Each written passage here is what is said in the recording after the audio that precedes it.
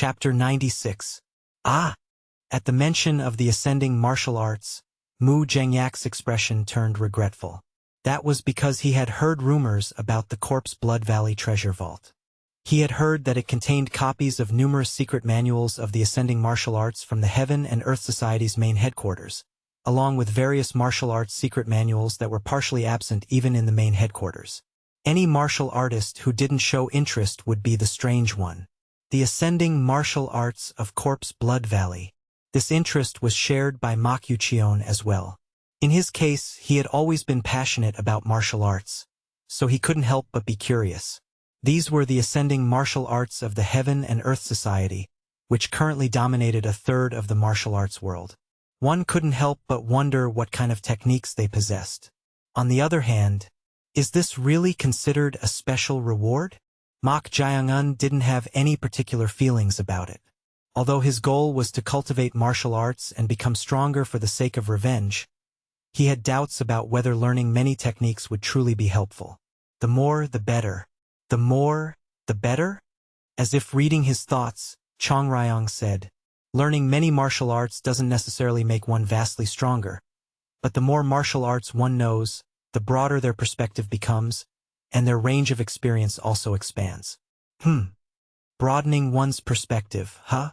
In that sense, would it be beneficial to learn as many martial arts as possible? As they were contemplating, Corpse Blood Valley leader Li Jeong, who was on the platform, spoke again. It's been quite a while since someone obtained 3 top score plaques. It seems so. Has it been about 8 years? That guy? No, it's not that guy anymore. It's been a long time since then. Indeed. Is this the 3rd time? Since the establishment of Corpse Blood Valley, Mak Jeong was the 3rd person to obtain 3 top score plaques. At this point, Mak Jeong, who was standing in front, asked out of curiosity, I'm just asking out of curiosity, but has anyone ever obtained 4 or more? Considering just the trials themselves, there were a total of 6 trials in Corpse Blood Valley. However, in reality, there were no top score plaques for the 4th and final trials. Therefore, if one were to obtain the maximum number of top score plaques, it would be possible to acquire 4. In response to Mak Jeong's question, Senior Warrior Guak Munjiai frowned and said in a displeased tone, How dare you ask the Valley Master? Guak Daeju. Right now, he is a unit leader. Just as Guak Munjiai was about to lash out, Corpse Blood Valley leader Li Jeong reminded him of this fact. At this, Senior Warrior Guak Munjiai bit his lip. As a unit leader, Mak Jeong held a higher position than himself, who could be considered a senior warrior, but in his mind, he still didn't acknowledge this brat. However, he couldn't make a mistake in front of the Valley Master, so he adjusted his tone to show a little more respect. Unit Leader Mak, the trials are not over yet, so please refrain from casually asking questions to the Valley Master. At those words, Mak Jeong silently looked at Valley Master Li Jeong. Seeing this, Senior Warrior Guak Munjiai was dumbfounded and distorted his expression fiercely. But, since the establishment of Corpse Blood Valley, there has been only one person who acquired all the top score plaques. Valley Master? Guak Munjiai glanced at Li Jeong with a slightly perplexed expression. Normally, he wouldn't have responded to the cadets in a gentle or soft manner, even if they were about to enter the final stage. Yet, he was answering such a question. Why is he acting this way? Could it be because he considered this fellow to be a spy sent by the society leader? If that were the case, it would be understandable to show him some courtesy. But why would the society leader use a hostage brought from the righteous faction to test or monitor the Valley Master? In any case, the Valley Master's attitude was quite unexpected. Someone acquired all of them? Interest gleamed in Mak Jeong's eyes. He himself had never experienced a formation before and had never controlled anyone, so he hadn't received the top score in the sword formation trial. Yet, there was someone who had obtained all of them. They must be incredible. In fact, although Mak Jeong himself wasn't aware of it, even though he had only properly cultivated martial arts for a short time, obtaining this many top score plaques was truly remarkable.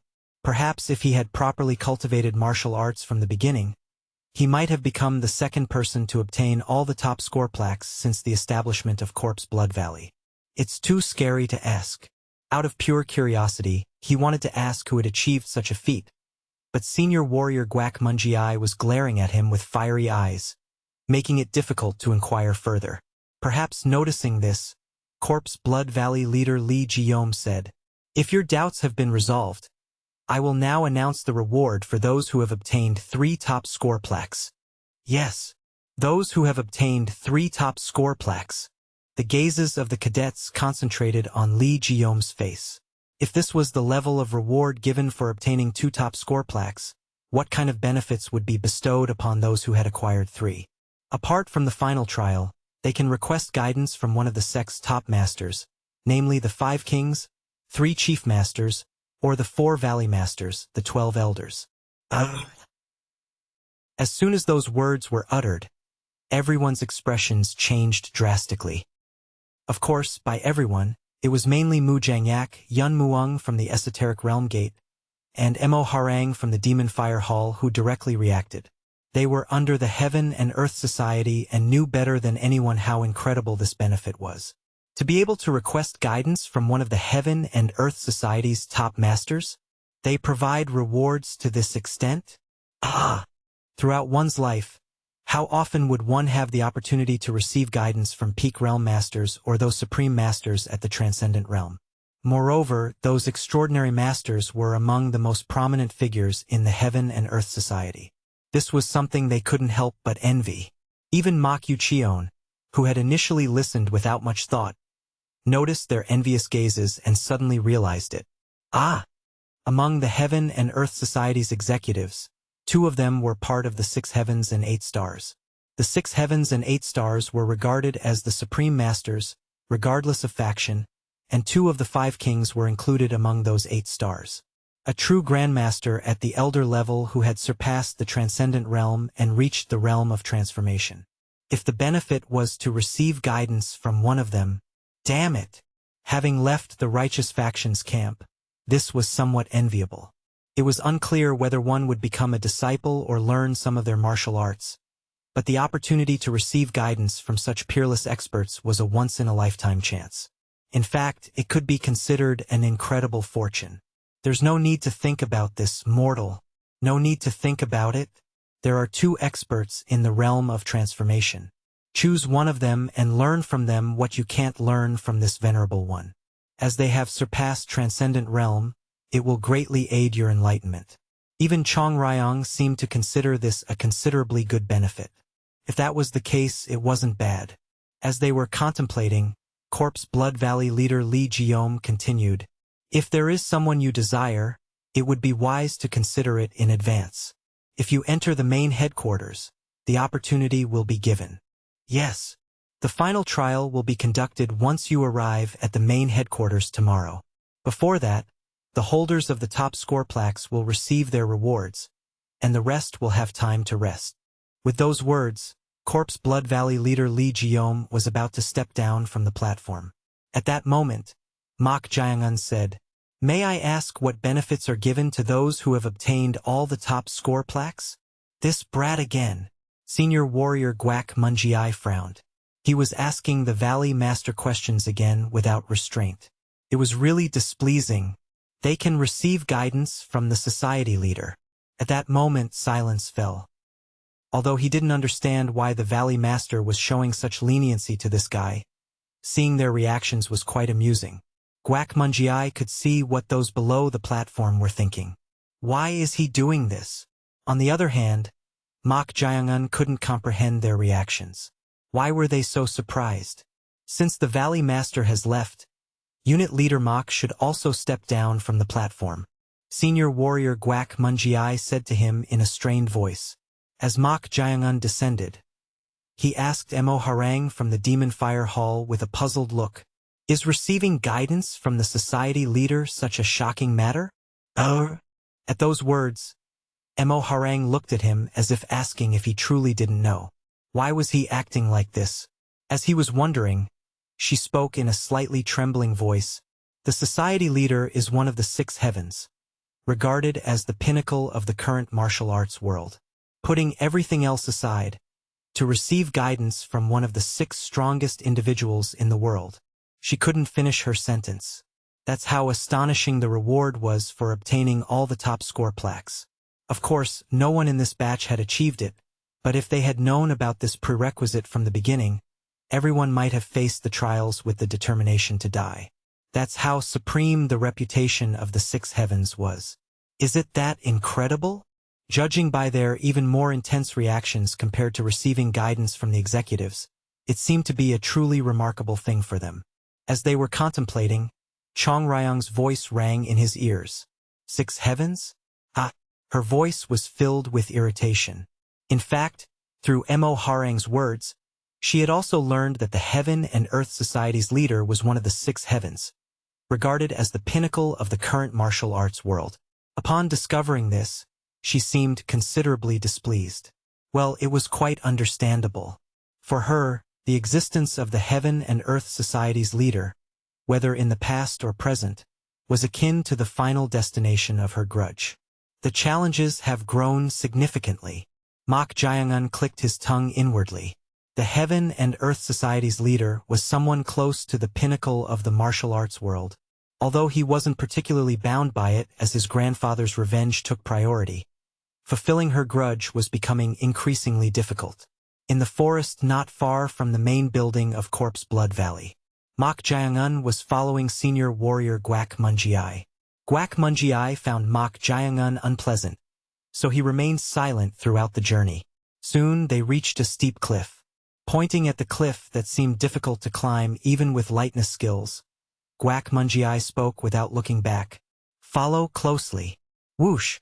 Gwak Munjiai utilized his lightness skills and ascended the steep cliff. He quickly found footholds as if he were familiar with it, climbing at a considerable speed. Let's see if he can properly keep up. Come to think of it, he had never properly witnessed the fellow's lightness skill proficiency. Could he truly follow along on such a steep cliff? Just as he was thinking that, tap tap tap. Ha! Gwak Munjiai glanced down. Mok Jae-un had already caught up to him, right beneath him. This bastard! It was absurd. He himself had been wandering around Corpse Blood Valley for a long time, so he could move faster than anyone else anywhere. But this fellow was different. Moreover, with mere first-rate martial arts, how could he climb the cliff at a speed similar to his own? Of course, the reason was simple. There it is. Mok Jae-un was following along by memorizing the spots where Gwak Munjiai had stepped. Wherever Gwak Munjiai had passed, there were undoubtedly footholds to step on and climb, so by remembering them and following along, it wasn't particularly difficult. Because of this, Gwak Munjiai was annoyed and kept clicking his tongue. Damn bastard! He had intended to teach him a lesson, but it didn't work, making him even more irritated. He had planned to reprimand him, saying that a unit leader couldn't even do this much if he couldn't keep up properly. But that idea had become meaningless. Tap! Finally, Gwak Munjiai, who had been climbing the cliff, abruptly entered somewhere that seemed blocked. It was clearly blocked, but his body naturally passed through. A formation? Thanks to diviner Zhou Yuigong, Mok Jae-un had experienced formations before, so without any hesitation, he followed senior warrior Gwak Munjiai and entered through the cliff. Upon entering, whoosh! A large cavern with torches lit in various places was revealed. In the center, a man who appeared to be in his 50s, covered in scars, was sitting on a stone chair with his arms crossed. In front of him was Gwak Munjiai, who had entered earlier. TSK. Seeing Mok Jae-un pass through the blocked wall and enter in one go, he couldn't hide his disappointment. As they were standing there, the scar-covered man stood up and said, I wondered what was going on, but it's been a while. Yes, it has. It's been about 8 years since then, right? That's correct. So, I brought him here for the reward and to let him enter the treasure vault. At Gwak Munjiai's words, the scar-covered man turned his gaze toward Mok Jae-un. Then, with a puzzled expression, he said, He's a peculiar brat. He appears to be at most a first-rate level, but how did he obtain 3 top score plaques? Based on the man's chi perception, Mok Jae-un's level was at most barely reaching the first-rate realm. Yet, to come here one needed 3 top score plaques. It shouldn't have been possible with mere martial arts of this level. In response, Mok Jeong said, "Excuse me, but who are you? Are you referring to me?" "Yes. Ha ha ha ha ha. I am the guardian of the treasure vault here in Corpse Blood Valley." "The guardian?" As Mok Jeong questioned, senior warrior Gwak Munji spoke in a warning tone. "He is unit leader Jeong Moo-won, who is in charge of the treasure vault. If you displease him, you may end up trapped in the mechanical traps of the treasure vault, so show some respect." "Ah, that's enough. Since when have I cared about such things?" Their dynamics were quite mismatched. As they were conversing, the scar-covered man, unit leader Jeong Moo-won, waved his hands and said, "You may leave now." "What? Or are you planning to keep waiting here? You should know that it's not allowed." "I understand. I will step back and wait below." "Good." At Guardian Jeong Moo-won's order to leave, Gwak Munji passed through the illusory cliff wall created by the formation and went outside. As he left, unit leader Jeong Moo-won asked Mok Jeong, "Shall we finish the conversation we were having earlier? How did you manage to obtain 3 top score plaques?" In response to his question, Mok Jeong slightly tilted his head and said, "Naturally, I obtained them because I performed better than others, right?" At these words, unit leader Jeong Moo-won, who had been frowning, suddenly laughed heartily. "Ha ha ha ha ha, right, that's a valid point. The Valley Master wouldn't have given the top score plaques to someone worthless." Mok Jeong showed no reaction. Seeing this, unit leader Jeong Moo-won, who had been laughing boisterously, felt awkward and scratched his head. Oh my! The person who had come 8 years ago at least had some level of communication, but this kid's reactions were somewhat dull, making it uninteresting. Well, it was regrettable, but his task wasn't to engage in conversation. Unit leader Jeong Moo-won turned his body and gestured. "Follow me." "Yes." Mok Jeong followed behind him. Then, unit leader Jeong Moo-won pointed his finger towards the depths of the cave and said, "If you go inside, there is a treasure vault containing secret manuals. As you may have heard, you can only take out 1 secret manual from the treasure vault. Even then, you must copy it here before leaving with it. Yes, you will be given about 1 sick-hen, 2 hours, to carefully make your selection. If you fail to choose anything within that time, you must leave empty-handed according to the rules." "Understood." "Yes." "Ah, and there is a place marked with a red line. It's best if you don't enter there." "What?" As Mok Jeong questioned, unit leader Jeong Moo-won spoke as if trying to scare him. "In the past, something happened there. No, you don't need to know that much. Anyway, if you cross the red line, you'll see something truly terrifying. So, don't ignore my warning." "Something terrifying?"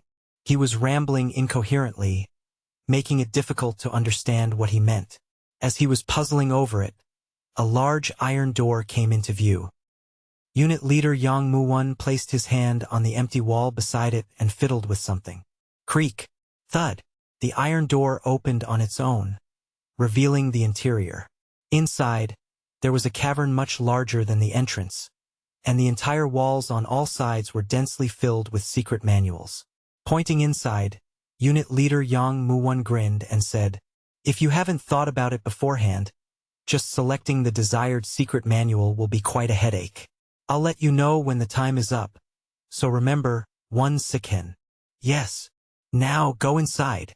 As Mok Jeong was about to step inside, he suddenly paused and said, "Ah, may I ask one thing?" "What is it?" "I can only take out 1 secret manual, right?" "That's right. Just skimming through them shouldn't be a problem, right?" "What kind of question is that?" "Of course, you need to skim through the contents to choose a suitable secret manual. We won't make an issue out of something like that." At his words, Mok Jeong's lips curled as he said, "That's quite fortunate." Chapter 97. Mok Jeong couldn't help but be inwardly astonished by the number of bookshelves surrounding the entire cavern and the abundance of secret manuals filling them. Apart from martial arts, it seemed to be the first time he had seen such a vast quantity of books since his birth. Moreover, all of these were secret manuals. Which sword technique, which footwork method, which palm technique, which cultivation method. The sheer number was so vast that he couldn't even fathom where to start. One shurchen, huh? Before seeing this place, he had thought it was quite a generous amount of time. However, upon witnessing the immense collection of martial arts books, he realized that the time might not be as ample as he had initially thought. Just then, Jeong Ryong's voice rang in his ears. They're all useless. What? Mak Jaeung-un replied in a whisper. She then said, the ones placed around the perimeter are all secret manuals that would only be coveted by those aiming for third-rate or at most first-rate martial arts. Is that so?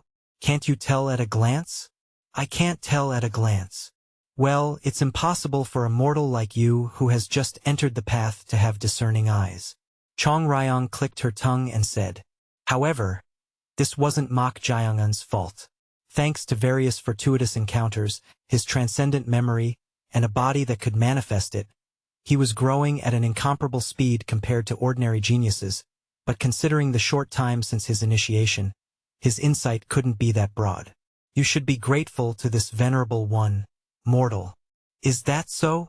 With your insignificant insight, you wouldn't be able to discern the martial arts that are somewhat useful, would you? Well, that's true. Mak Jaeung-un readily agreed.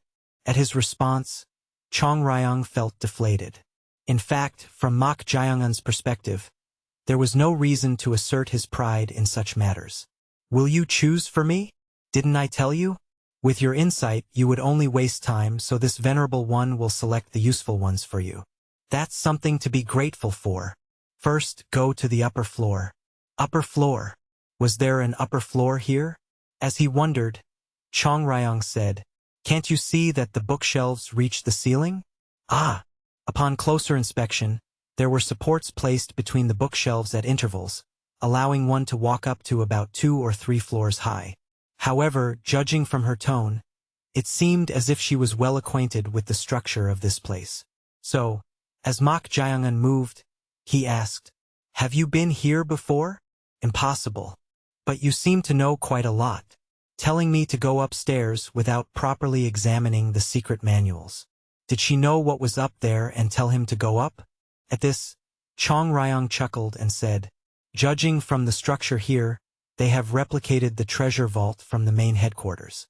The main headquarters? Yes. There is also a treasure vault in the main headquarters. It seems they have brought copies of the secret manuals from there and placed them here. Ah, is that so? It seems like a hassle when only a few people would properly see them. They could have just brought the good secret manuals. Then, Jeong Ryong snorted and said, ha! If you don't know, just stay quiet. What? The fact that they created a treasure vault filled with copies deep in the mountains and cliffs, rather than in the main headquarters, is probably a precautionary measure. Precautionary measure? Perhaps in case of an unexpected invasion? Invasion? You mean in case the main headquarters is attacked? Yes. Think about it. No matter how powerful a martial arts sect is, as time passes and generations change, it's common for them to weaken and collapse, like the natural order of things. Ah, so they made copies in advance? Probably. If the main headquarters were to be attacked, it would be natural to burn or destroy the treasure vault to prevent it from falling into enemy hands. While destroying it is easy, moving or protecting it is difficult, so they prepared in advance. Indeed, I don't know whose idea this was, but it's a good strategy. I agree. Mak Jaeung-un nodded in agreement. Having learned to some extent how much martial artists cherished and coveted martial arts secret manuals, he recognized that they were a significant asset to them. Considering that it would be impossible to move this vast treasure vault all at once, it was the right choice. Creak. It seems they don't maintain it as much as I thought. The wooden frame leading to the upper level creaked and swayed. Unlike the main headquarters, the treasure vault within Corpse Blood Valley was not frequently used, so perhaps that was the reason. What are you going to do? What do you think I'll do? Knowing your personality, you won't be satisfied with just 1 or 2 necessary items. Since we're here, it would be nice to look for useful things all around. At Mak Jaeung-un's words, Jeong Ryong chuckled. Mak Jaeung-un's transcendent memory was helpful wherever he went, but in situations like this it could be considered the best. I was curious, so this is perfect. Jeong Ryong had been wondering about the extent of Mok Jae-un's memory, which could perfectly memorize something after seeing it once. It seemed like a good opportunity to test how much he could memorize. As they were contemplating, the Guardian Unit leader Yang Mo-won, who was about to light an incense stick and measure time at the entrance of the treasure vault below, gazed at Mok Jae-un with a puzzled expression. That kid!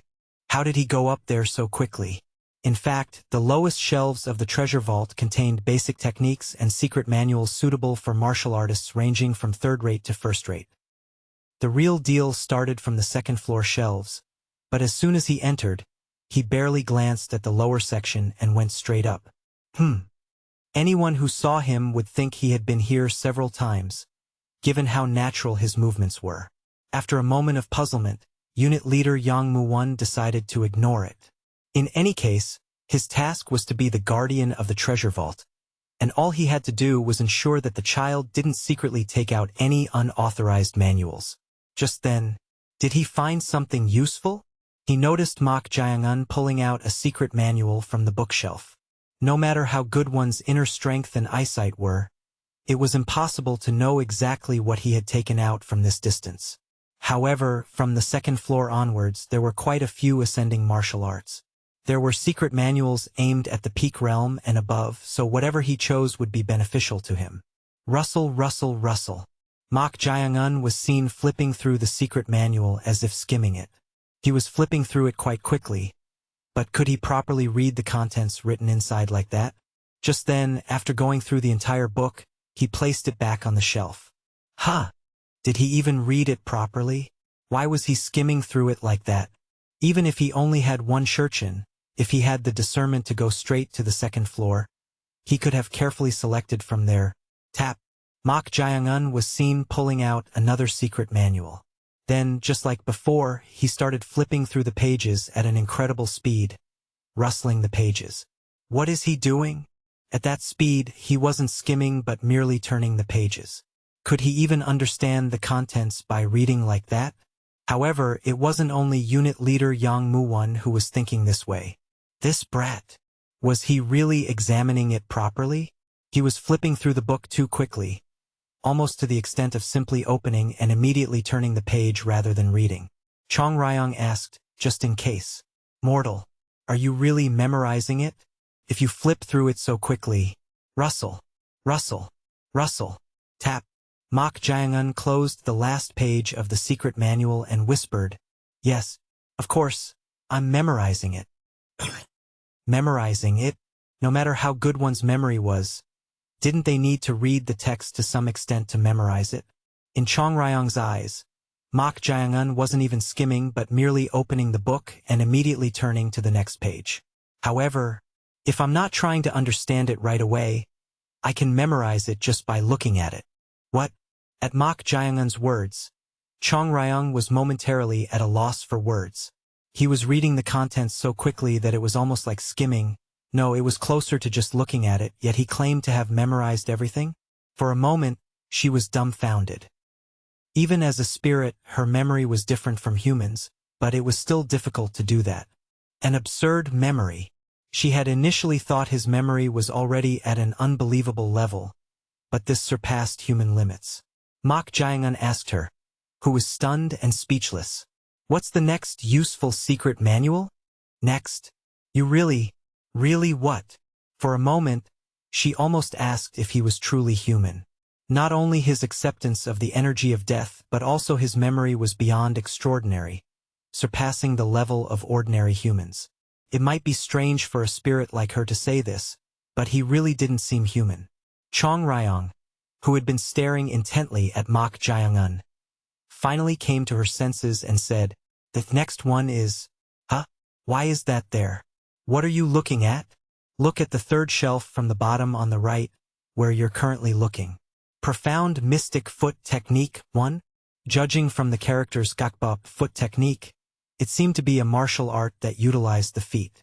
Jeong Ryong said to Mok Jae-un, It's the foot technique of the Myong Sun School. 2. It was offered by a school that joined the Heaven and Earth Society in its early days.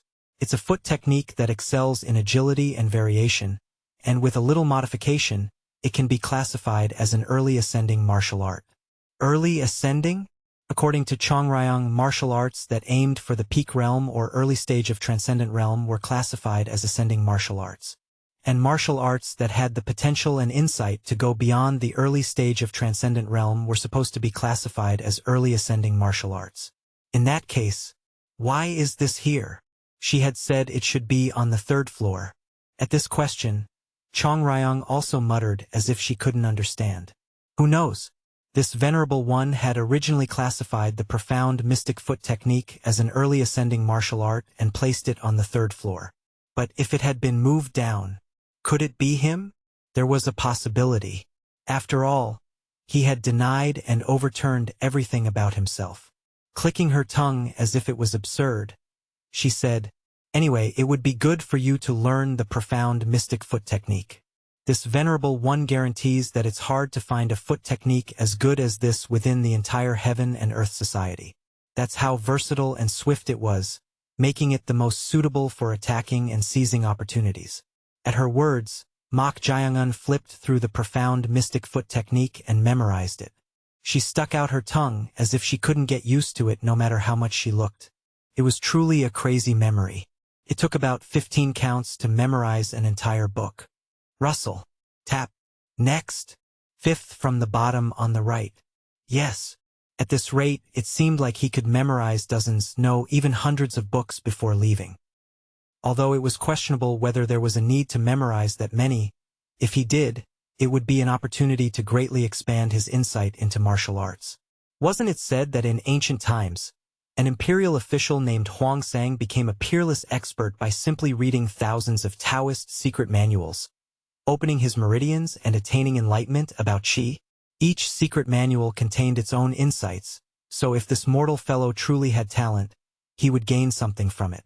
Rustle. Rustle. Tap. Next. It was really hard to get used to. It was instantaneous. The one next to it. Why? Is there another martial art like the profound mystic foot technique? No, that's not it. But the supreme ultimate soft palm 3 over there is a palm technique of the Wudong sect. Wudong sect? Is that also a martial arts school? I'm constantly witnessing the limits of your knowledge. He really knew nothing about the martial arts world, even to an excessive extent.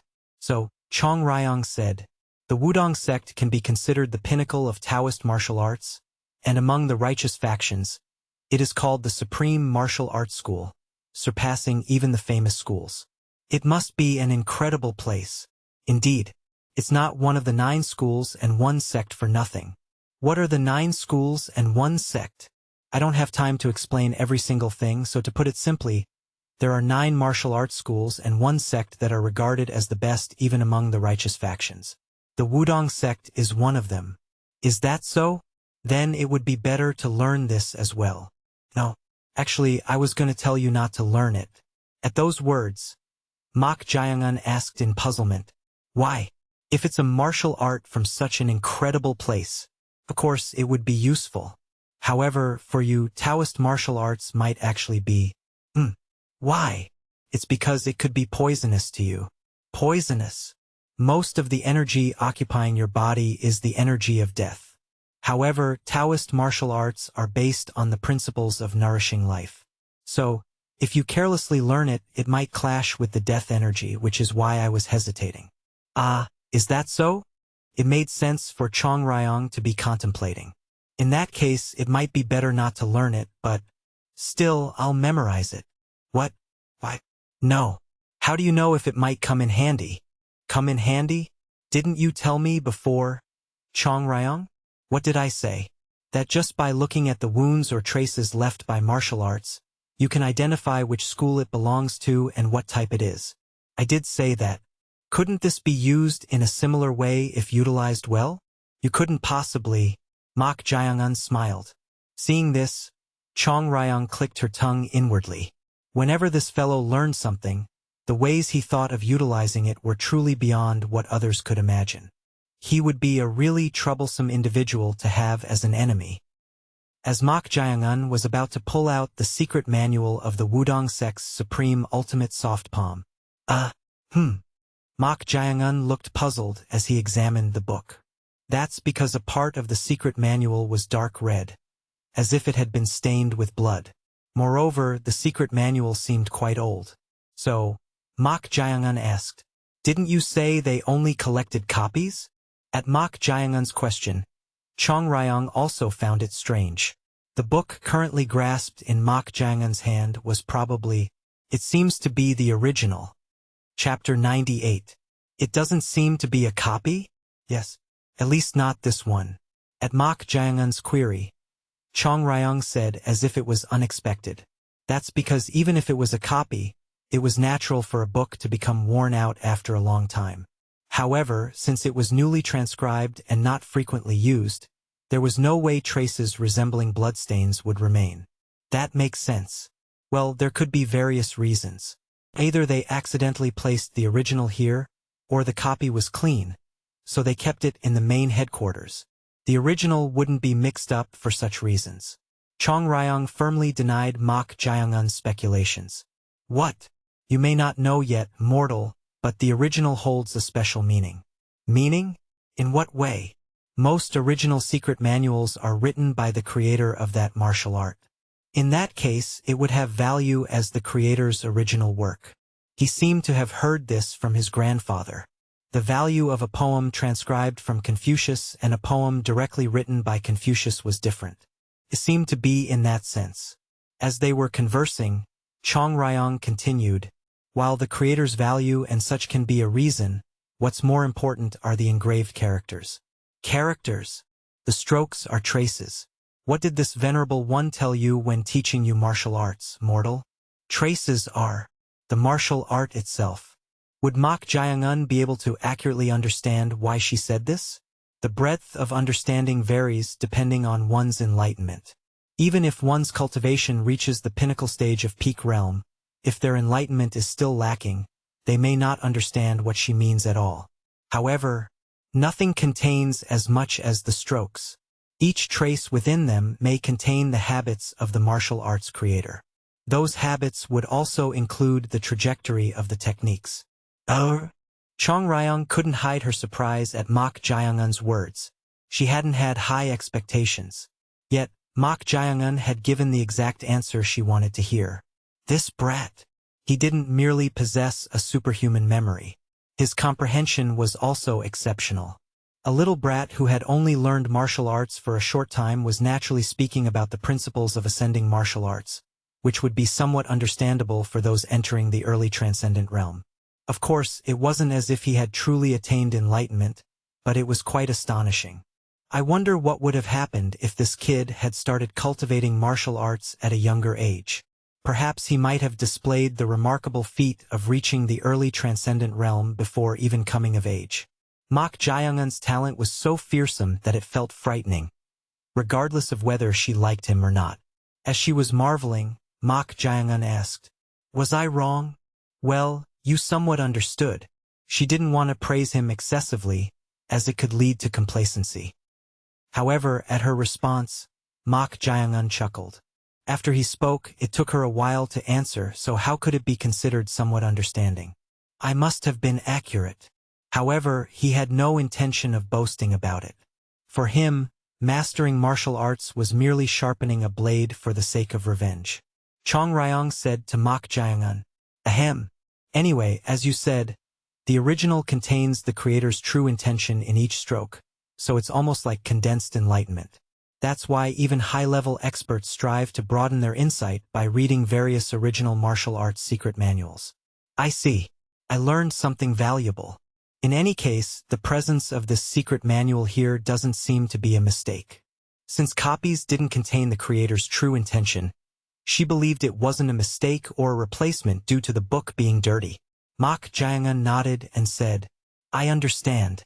Since we don't have much time, I'll continue memorizing. Go ahead. Rustle. Rustle." Mok Jaeong turned the pages.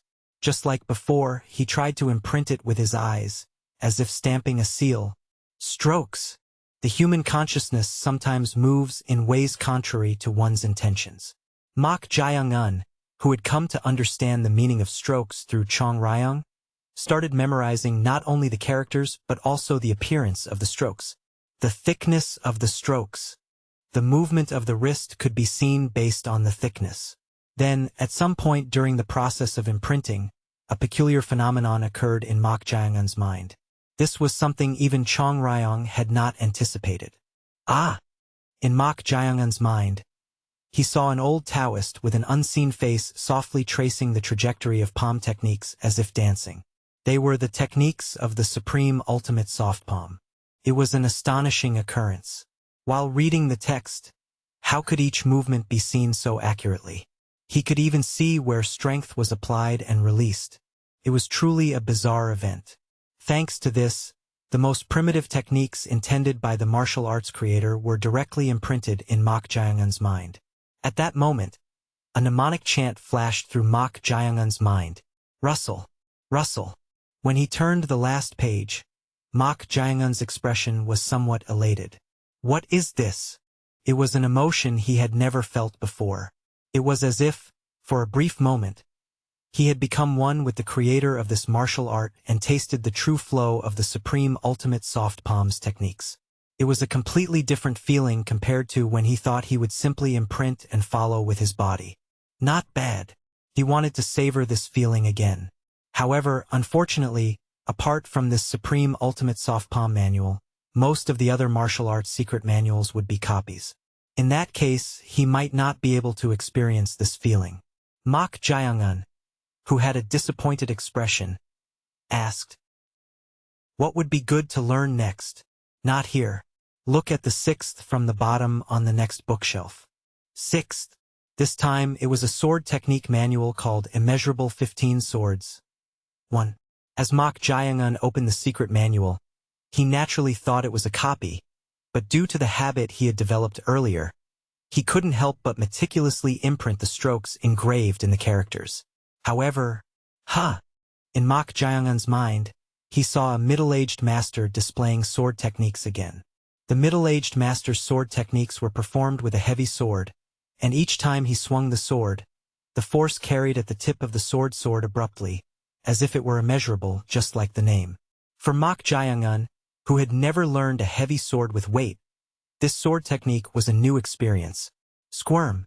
This guy, Jeong Ryong, who had been watching Mak Jaeyoung-un turn the pages, couldn't hide her puzzlement.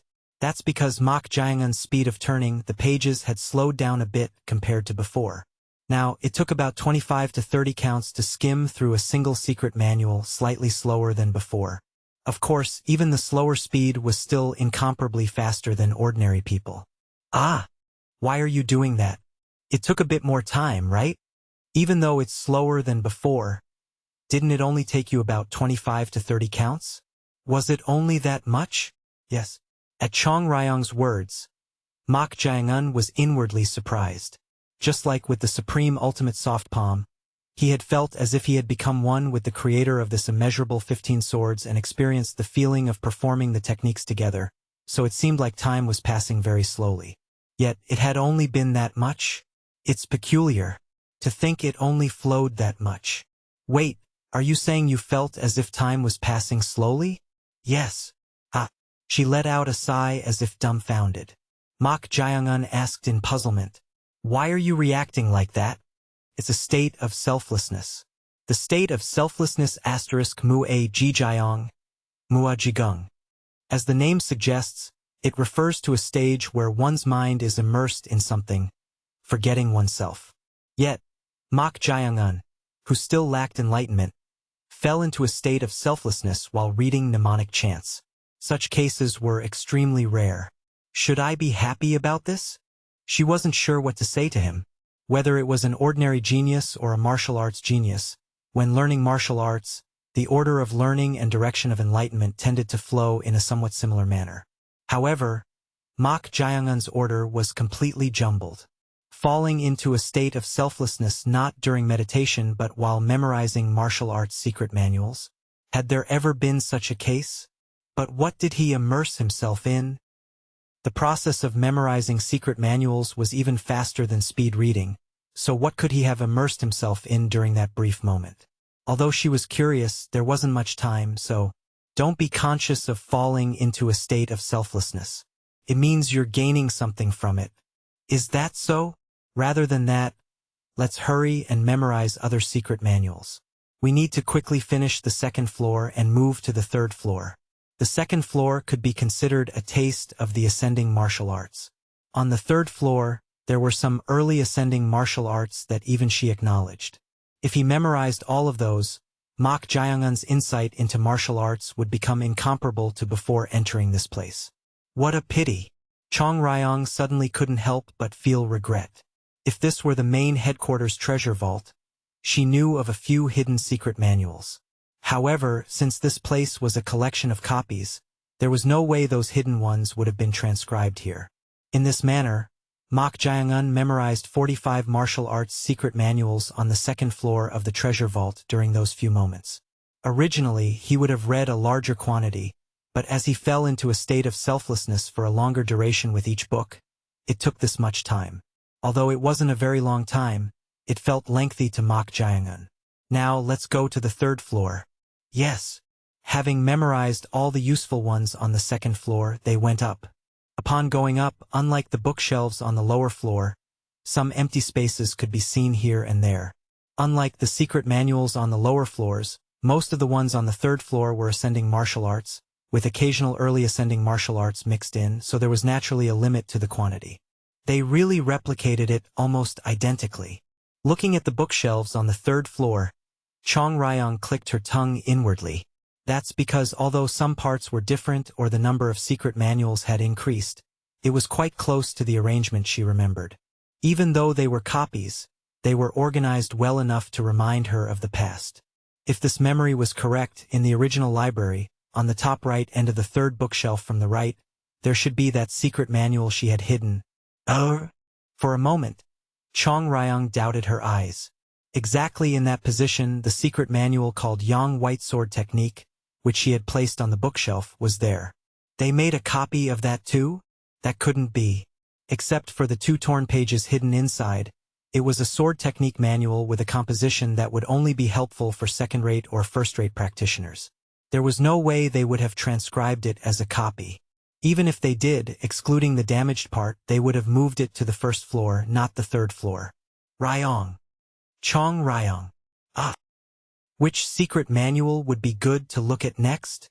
At that question, Jeong Ryong said, just in case, take out the one on the top right end of the third bookshelf from the right. Yang White Sword Technique? Yes. Following her instructions, Mok Jaeongun went to the third bookshelf and took out the secret manual called Yang White Sword Technique from the top right end. However, the ink on the outer part of the book was smudged, and the front page was slightly curled up. Seeing this, she let out a fake cough as if dumbfounded. Mok Jaeongun asked in puzzlement, "Why are you reacting like that? Why did I realize it only now? This venerable one is quite foolish. What are you talking about? They moved it here. What do you mean by moved? The secret manuals here are the originals." What? Are you saying these are the originals? Yes. I thought something was strange. Now that I've seen the secret manual in your hand, I'm certain. Sigh. At her words, Mok Jaeongun's eyes narrowed. In fact, although he hadn't mentioned it to her, Mok Jaeongun had also fallen into a state of selflessness while memorizing the secret manuals she had selected for him. So, he had inwardly questioned whether the secret manuals here were really copies. However, judging from her words, it seemed the secret manuals here were indeed the originals. But Mok Jaeongun didn't show it and opened the secret manual. Then, a folded piece of paper was inserted between the pages of the secret manual. It was still here. You know about it? How could I not know? This venerable one personally placed it here. To think it remained until now. You seem quite delighted. Ahem. That's understandable. But what is this? Mok Jaeongun said as he took out the folded piece of paper. Then, she spoke in a somewhat meaningful tone. It wouldn't be an exaggeration to say that this is where this venerable one's completed sword techniques of the moon began. Oh ho! Curious, Mok Jaeongun unfolded the piece of paper. Upon unfolding it, The front and back of the paper contained mnemonic chants of sword techniques. On the front, the name of this sword technique and the techniques were written first. Moonless Void Sword. 2. Consider it your fortune. These are the only remaining sword techniques of the Moonless Void Sword, one of the 5 great sword techniques that once symbolized the old martial arts world. At her words, Mok Jeong visually imprinted the sword techniques. Then, in his mind, he saw someone with a pale face and a scholar-like appearance holding a sword and displaying the techniques. Shudder. For a moment, goosebumps rose all over Mok Jeong's body. The sword techniques were on a different level from the ones he had seen so far, bringing a thrilling sensation. Chapter 99. Moonless Void Sword Moon Fragrance Defeating Sword. The moment he imprinted this technique, Mok Jeong saw someone with a pale face and a scholar-like appearance holding a sword and displaying the technique in his mind. Swish, swish, swish, swish, swish.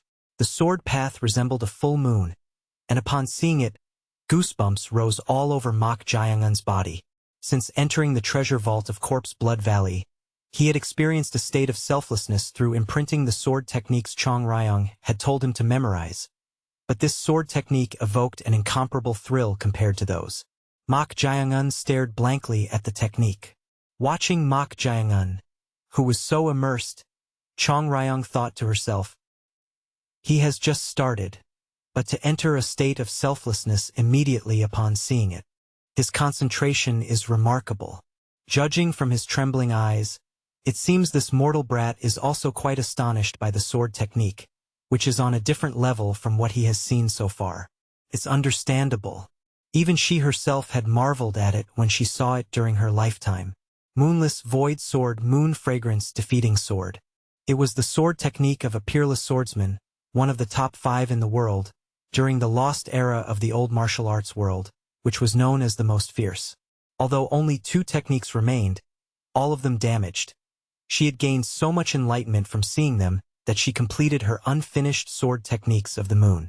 If he grasps even a little of the true value contained in the strokes, his insight into the sword will improve by leaps and bounds, regardless of the duration of his cultivation. Of course, it was uncertain to what extent Mok Jeong's level would allow him to discern it. However, unlike before, the state of selflessness was considerably long. Most of the other books had ended around 30 counts, but he was still gazing at this technique. Spark, spark. There's no excess. Mok Jeong kept exclaiming in admiration as he watched the middle-aged man perform this technique. The sword techniques he had seen so far often had unnecessary movements or sword paths that caught his eye, but this sword technique had none of that. Each trajectory was beautiful, but it was thoroughly focused on killing the opponent. It was like looking at a work of art. There was a charm to staring at it intently. For Mok Jeong, this sword technique possessed the aesthetics of the sword and death. Swish! Mok Jeong assimilated with the middle-aged man in scholar's attire and began to display the sword technique together. At that moment, swoosh! The energy of death, the death chi, flowed out from Mok Jeong's body. What? While this wouldn't be visible to the eyes of an ordinary person, it was clearly visible to Jeong's ghostly eyes. The surging death chi was rapidly spreading to the surroundings. Jeong, who had been about to call out to Mok Jeong, stopped. Thinking about it, the death chi wasn't something that living beings could perceive, and judging from Mok Jeong's current state, it seemed he had gone beyond a state of selflessness and attained some kind of enlightenment. What did he realize to make the death chi flow out of his body and take shape? She was curious. The flowing death chi swayed and rippled like waves. Jeong couldn't hide her inner astonishment upon seeing this. Although it appeared to be a simple ripple, to the eyes of those who had surpassed the peak and had depth in martial arts, like her, it looked like a sword chi. This guy, could it be? Was he assimilating with the strokes written in the sword technique and visualizing the technique in his mind? Jeong was dumbfounded. It was something absolutely impossible at Mok Jeong's level. Only when one reached the early stage of Transcendent Realm could they visualize and implant an image in their mind by looking at characters or sword traces. Yet Mok Jeong, who hadn't even attained enlightenment at the peak realm, was doing it? How many times is he going to surprise me in a single day? Drawing an image through the sword technique and gaining enlightenment from it. Something she hadn't expected at all was happening at this fellow's level. As Jeong Ryong was waiting, clank, clank, at the end of the third floor where the bookshelves were displayed, there was an entrance in the form of a cave excavated from the cavern to the inside. A red line was drawn there, and one of the bookshelves inside started to make a clanking sound. However, the sound wasn't very loud, and neither Jeong Ryong, who was inside the wooden doll, nor Mok Jeong, who had entered a state of selflessness, heard it. Phew! Corpse Blood Valley's senior warrior Gwak Mungi let out a sigh with an irritated expression. Only he and Valley Master Lee Jeong knew the location of this place in Corpse Blood Valley, so he had no choice but to guide them personally instead of ordering his subordinates. As a result, he had to wait here for a sick-hen. He was filled with dissatisfaction because he had to do this for a fellow who was not only a hostage from the righteous faction but also someone he didn't particularly like. I don't understand. Why is the society leader doing this, and why is the Valley Master acting like so? The society leader's whims were nothing new, so that could be overlooked, but Valley Master Lee Jeong, although not openly showing it, didn't really like the society leader. Yet, he couldn't understand why he was extending courtesies to someone who could become an arrow aimed at him, unlike his usual self. What could he be thinking? His mind was filled with doubts. Rustle. At the sound of rustling leaves coming from somewhere, Gwak Mungi flinched and turned his head. At that moment his eyes widened. Suddenly, behind him, there was someone with a slender build wearing a straw hat with a veil, and a handsome young man who appeared to be in his early 20s with a large sword on his back. Who dares? This was Corpse Blood Valley. Just who were these people to intrude here? Gwak Mungi was about to move his hand to the sword hilt at his waist. Right at that moment, what? Before he could even draw his sword, the young man firmly pressed down on the back of his hand. This? Judging from your belt, you seem to be a warrior of Corpse Blood Valley. Calm down. At the young man's words, senior warrior Gwak Mungi frowned. This young man knew his identity. Not only did he possess extraordinary lightness skills to block him before he could draw his sword in an instant, but he also seemed to be a member of the main sect. So, Gwak Mungi asked, "Who are you?" Then the young man took out a plaque from his bosom and showed it to him. Upon seeing it, Gwak Mungi's eyes widened. The pattern engraved on that plaque was none other than the emblem of the Bright Blade King. Sitting on a chair and staring intently at the incense stick, the Guardian Unit leader Yang Mwon yawned loudly. Then, he lowered his head diagonally and shifted his gaze away from the incense stick to somewhere else. It was a treasure vault filled with secret manuals. The person he was looking at was Mok Jeong, who was holding a book and staring at it intently. Until now, he seemed to be skimming through the secret manuals rather carelessly. However, unlike the other secret manuals, he was holding this one and concentrating on it, so it seemed he had finally found the right secret manual. That's good. He might have come out before completing a sick-hen. Just then, the person who had been watching Mok Jeong flinched and stood up, looking behind him. What is it? He felt someone's presence. It didn't seem to be senior warrior Gwak Mungi who had come. The person who had just entered was a master of a much higher level than Gwak Mungi. At this level, it wouldn't be an exaggeration to say they were almost at the unit leader level. Who could it be? If it wasn't Gwak Mungi, who had entered? Step, step. As he was on guard, the sound of footsteps could be heard. In his sight, he saw someone with a slender build wearing a straw hat with a veil, and a handsome young man walking slightly behind. So, unit leader Yang Mwon spoke in a voice loud enough for them to hear. Who are you?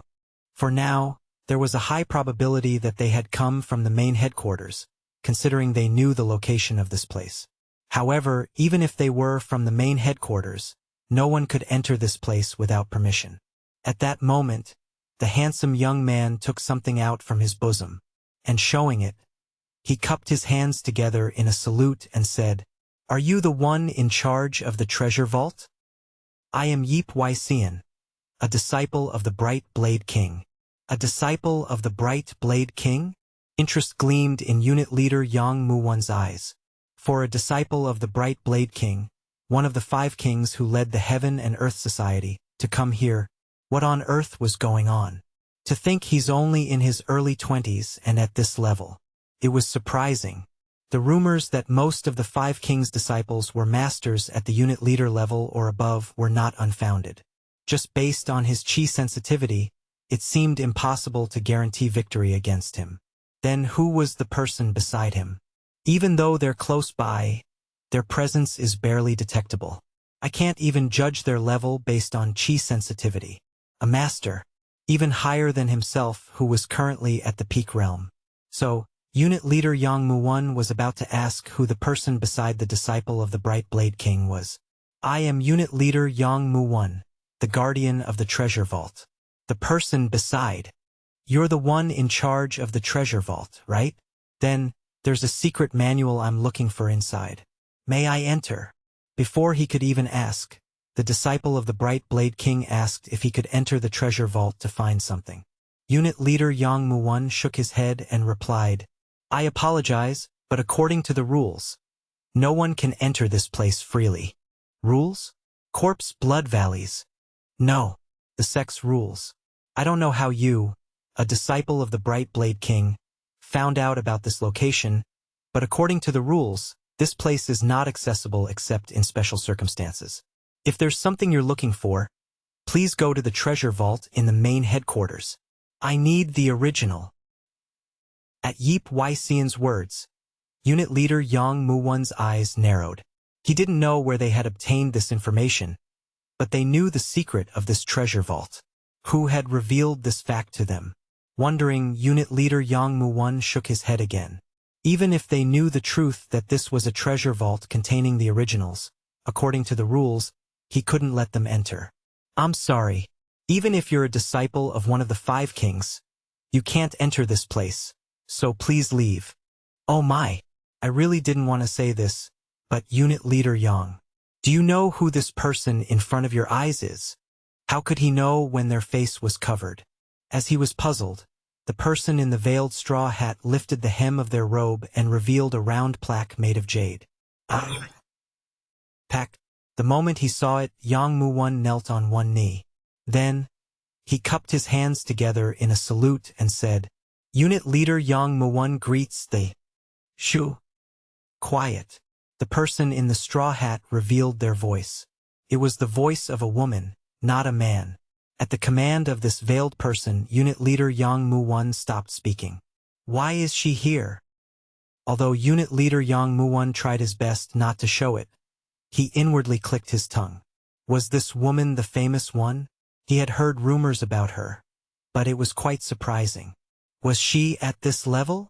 Based on his chi sensitivity, it was impossible to gauge her level, so the circulating rumors were true. Overwhelmed by the veiled woman's imposing presence, the disciple of the bright Blade King, Yeep Xian, spoke. Then, may we enter? As he said that, he tried to enter with the veiled person, but, Pack, unit leader Jeong Moo-won hurriedly stood up and blocked them. What is the meaning of this? I apologize, but inside, there is currently. I know. Isn't there a cadet who obtained top score plaques in the Corpse Blood Valley trials and entered to receive a martial arts secret manual? How do you know that? I heard it from the senior warrior of Corpse Blood Valley at the bottom of the cliff. They had already heard it from senior warrior Guak Munjiai. So, unit leader Jeong Moo-won said with a troubled expression, if you already know, could you please wait a little longer? Inside the treasure vault, at a time, we will quietly find what this person is looking for and leave. Surely, unit leader, you're not telling this person to wait just for a mere cadet to choose a secret manual. That's. Unit leader Jeong Moo-won was in a difficult position. According to the rules, if someone was already inside the treasure vault, those who wanted to enter next had to wait. However, Jeong Moo-won couldn't stop the veiled woman in front of him. She possessed that level of authority. I understand. Please enter. However, since there are rules, I kindly request that you quietly find what you're looking for and leave. And and try not to disturb the cadet who is selecting a secret manual. He was about to say that but didn't. He judged that people of their caliber wouldn't deliberately bother a cadet who had received top score plaques and come to receive a reward in Corpse Blood Valley. Ho ho ho, I understand. Let's go in. And so they finally entered the treasure vault. They paid no heed to unit leader Yang Muwon's restless demeanor. Once inside, the disciple of the Bright Blade King, Yip Xian, said to the veiled woman in amazement, "Oh my, it's really similar." Indeed, the veiled woman also nodded in agreement. She had heard that the structure of the main headquarters treasure vault had been replicated here, but it felt like it had been almost entirely transplanted. As they looked around, they soon headed towards the upper floor of the treasure vault. The secret manual they were looking for was on the second floor. That person up there seems to be the cadet who received 3 top score plaques. At that, the veiled woman's gaze also turned to Mok Jae-un on the 3rd floor. Watching Mok Jae-un, who was concentrating on something, the veiled woman spoke. 3 top score plaques in Corpse Blood Valley. That's impressive. At her words, the eyebrows of Yip Xian, a disciple of the Bright Blade King, twitched slightly. Then he smiled and said, "He seems quite capable. However, among the disciples of the 5 kings, there is no one who couldn't achieve that level. No, wouldn't they have obtained more than 3? Yip Xian naturally mentioned the disciples of the 5 kings, implying that if he, who was included among them, had participated in the Corpse Blood Valley trials, he would have obtained not just 3, but all of the top score plaques. Even though she understood his intention, the veiled woman showed no particular reaction. Instead, she muttered while looking at Mok Jae-un. A cadet who obtained 3 top score plaques is likely to become a disciple of one of the executives. That's probably true. At the point of obtaining 3 top score plaques, he had the highest probability of being the most outstanding among the cadets. With this level, he would likely pass the final trial smoothly and be chosen by one of the executives. However, in response to her continued interest, Yip Xian replied, "If his abilities are truly exceptional, that may be the case. But the executives also have their own preferences, so it's uncertain what will happen. Still, for a talent of that caliber, it would be good to make his acquaintance lightly for the future." At her words, Yip Xian felt displeased inwardly. He had gone through the trouble of creating this opportunity, but she was showing interest in a mere cadet who had participated in the Corpse Blood Valley trials, which didn't sit well with him. Yip Xian raised his head and looked at Mok Jae-un. Seeing him concentrating on something, Yip Xian soon said to the veiled woman, "Then, young lady, please wait a moment. There's no need. It's beneath your dignity to personally approach a mere cadet. I will bring him to you. All right." Having said that, Yip Xian went up to the 3rd floor where the bookshelves were. Upon reaching the top, Yip Xian snorted. He had suspected it, but after coming up, he realized that this cadet fellow had fallen into a state of selflessness. If that weren't the case, he would have at least been aware and glanced at them on the lower floor, but he never directed his gaze at them even once. Yip Xian found this strange. What should I do? Yip Xian glanced at the veiled woman waiting on the lower floor. He was displeased that she was showing interest in a mere cadet. So he was conflicted. Enlightenment, huh? The fact that he was staring at the book with such a blank expression, completely unaware of his presence even though he had come right next to him, meant that he had undoubtedly gained some kind of enlightenment. It was likely in progress at the moment. Usually, in such a situation, one would either not interfere or, if they had a close relationship, set up a protective formation to prevent anyone from disturbing him. That's because if the enlightenment was mistakenly disrupted while it was in progress, it could lead to becoming a living dead or, in severe cases, falling into a state of delusion. Well, it's none of my business. His only intention was to bring this fellow to the young lady. The young lady couldn't wait for this bastard. Yip Xian raised the corner of his mouth, smirking. "Don't blame me. It was just your bad luck. If the young lady hadn't shown interest, he wouldn't have deliberately disrupted the enlightenment." And so, Yip Xian reached out his hand towards Mok Jae-un. Just a light touch, and that enlightenment. Right at that moment, swish, Mok Jeong, who had been blankly concentrating on the secret manual, slowly turned his head to the side while keeping his upper body still and looked at him. What are you doing? Huh? For a moment, Yeep Xian couldn't hide his bewilderment as their eyes met. Did this fellow's consciousness return at this very moment? This was extremely awkward. It was right before his hand was about to touch Mok Jeong's head. So what should he say about this? For now, he had to make up an excuse. This is... Intentionally touching someone during a state of selflessness or visualization is said to be an act of deliberately inducing mental demons, isn't it? For a moment he was at a loss for words. Why was this fellow, who had just emerged from visualization, so quick to grasp the situation? Feeling like a thief whose foot was tingling, Yeep Xian was perplexed about what to say. But, you did it knowingly, didn't you? Hey cadet, you're misunderstanding something. No need for discussion. What? Ack. There was no time to block or do anything. In an instant, Yeep Xian's head was struck hard on the larynx by the blade of the hand between the thumb and index finger, causing his head to tilt back. Chapter 100. This. Chong Ryong hesitated as she saw a tall, handsome young man approaching Mok Jeong. Judging by the look in the approaching young man's eyes, he did not seem to have good intentions. Currently, Mok Jeong was in a state of oblivion, having gained enlightenment during his meditation. Beyond simply being immersed, if disturbed incorrectly in this state, there was a risk of the energy flowing in reverse, potentially leading to chi deviation, also a deviation of cultivation. Could it be that he intends to disturb Mok Jeong? Certainly seemed that way. She hesitated, wondering if she should break out of the wooden puppet and intervene. As Mok Jeong's servant spirit, their fates were intertwined. Swish! As expected, the young man was reaching out his hand. Damn that mortal! To do this at such a crucial moment. Just as she thought this, swoosh! In that instant, a portion of the death energy, the killing intent that had escaped Mok Jeong's body, was suddenly sucked back in as if nothing had happened. Along with it, Mok Jeong's blank eyes came back to life. Mok Jeong's eyes now shone with a radiant light and had gained depth. She had been worried about a heart demon appearing, but it seemed he had achieved some success. Confirming this, she hurriedly shouted, "Look to your right." At her cry, Mok Jeong instinctively turned his head to the side.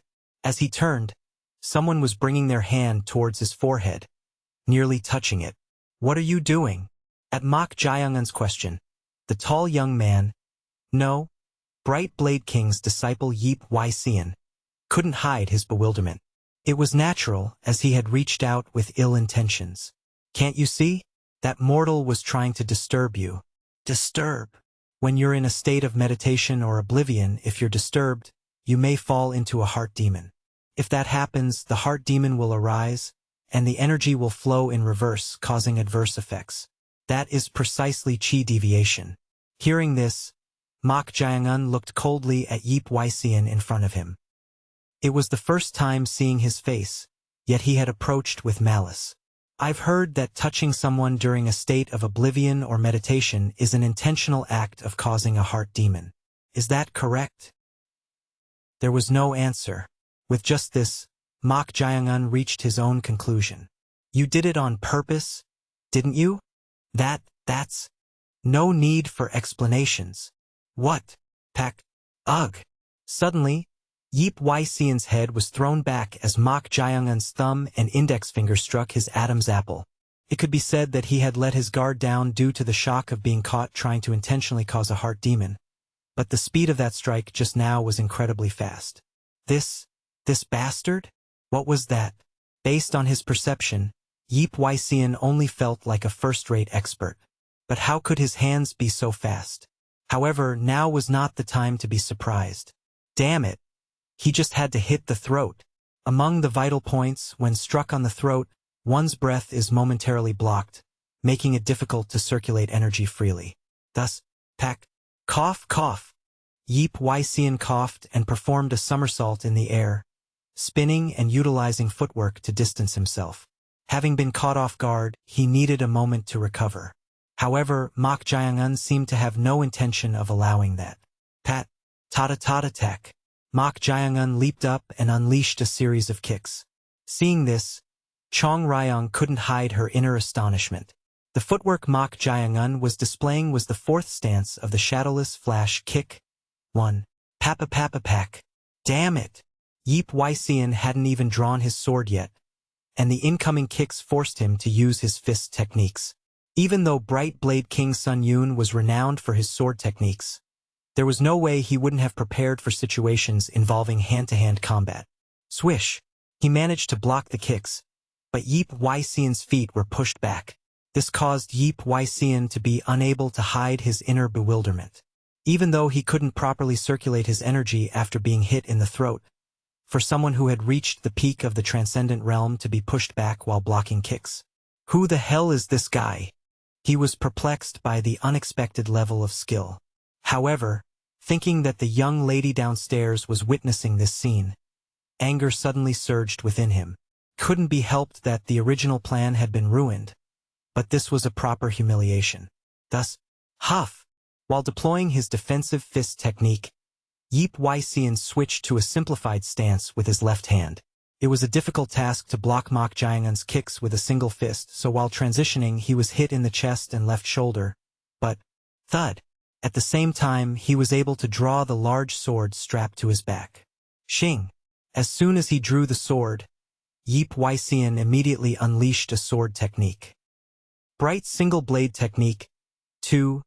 Third Stance. Single Strike Sword Rotation. 3. Faced with the domineering sword energy infused with sharpness, Mok Jeong twisted his body to the side and instantly created a brief moment of aerial time. Papa-papa-pack. Crash. No sooner had he done that than 5 sections of the bookshelf behind him were split in half. The range of the sharp energy was wider than expected. However, seeing the secret manuals that were cut in half along with the bookshelves, Yeep Ysean's face turned pale. Gasp! In the heat of the moment, he had thought to cut down the guy with his sword, but he had ended up cutting nearly 30 secret manuals in half. Fortunately, the third floor didn't have the bookshelves fully filled with secret manuals, so only this many were cut. But cutting the original secret manuals with sharp energy was a huge mistake. Damn it! Even though his master was one of the 5 kings, he might still receive a severe punishment for this. Thinking about that, Yeep Ysean became even more enraged. Because of this bastard, things had become thoroughly messed up. This won't do. Pack. Yeep Ysean stabbed his sword into the ground. Then, he concentrated his energy into one hand, forming a sharp blade of energy. The giant sword he had received from his master was too large, so unleashing sword techniques with sharp energy would cause too much damage to the surroundings. Even if there was some energy consumption, it was better to use his bare hands to control the sharp energy. I'll kill you in one strike. Now that things had come to this, he had to kill the guy. That way, there wouldn't be any talk about him disturbing the guy's meditation. It's not meant to be used in a place like this. But Yeep Ysean assumed an extraordinary stance. The bright single blade technique consisted of a total of 11 stances and had 5 hidden ultimate techniques. His master, Bright Blade King Sun Yoon, had said, "Only use the ultimate techniques on those you must kill." That was because each of those ultimate techniques was a sure kill move. Most martial artists wouldn't want their stances to be known or analyzed by others, but this was even more true for ultimate techniques. The less they were analyzed, the more they held the meaning of certain death. Pat. Yeep Ysean launched his body. Bright single blade technique. Second ultimate technique. Fatal retribution. 4. The trajectory of the sword instantly split into 5 branches, converging like a whirlwind towards the center, and the sword strokes concentrated on a single point as they charged forward. Among the ultimate techniques, this was his favorite stance, and if one was hit by it, their chest would be completely blown away, resulting in certain death. Die! It was at that very moment. Shimmer. As Mok Jeong clenched his sword fingers, the air around his fingertips shimmered like a mirage. It was a phenomenon caused by the manifestation of sharp energy. You. Chong Ryong couldn't hide her surprise. This meant that Mok Jaeung-un had attained enlightenment and had reached the complete peak realm. This guy can use sharp energy? Yip Wai-sean also saw this. Seeing the sharp energy emanating from Mok Jaeung-un's sword fingers, he realized that Mok Jaeung-un was at least at the mature peak realm or above. He's hiding his true skill. Then it was all the more reason to do his utmost to kill the guy. In that fleeting moment, Mok Jaeung-un's concentration reached its peak. I can see it. It was a strange occurrence. Perhaps it was because he had experienced various stances while becoming one with the universe through a state of oblivion. In Mok Jaeung-un's eyes, he could see how the sword strokes of the fatal retribution stance unleashed by Yip Wai-sean would complete their trajectory. Upon seeing this, he noticed a faint opening. Pat. Without any hesitation, Mok Jaeung-un moved towards the opening he had spotted. It was incredibly fast. Yip Wai-sean curled his lips bitterly. Foolish fellow. The only way to break the fatal retribution stance was to maintain a distance and aim for the gap when the sword strokes converged and then dispersed again. Approaching this closely would only make the stance more powerful, and it was no different from throwing away one's life. Swoosh! Mok Jaeung-un's sword fingers entered the very center of his sword stance. The 5 branches of sharp sword energy wrapped around Mok Jaeung-un's sword fingers, wrist, shoulder, waist, and chest, attempting to split his entire body into 5 pieces. It was at that very moment, pa-pa-pa-papping, the moment before they touched Mok Jaeung-un's body, the 5 branches of sharp sword energy were deflected as if bouncing off. What? The opening became even more apparent.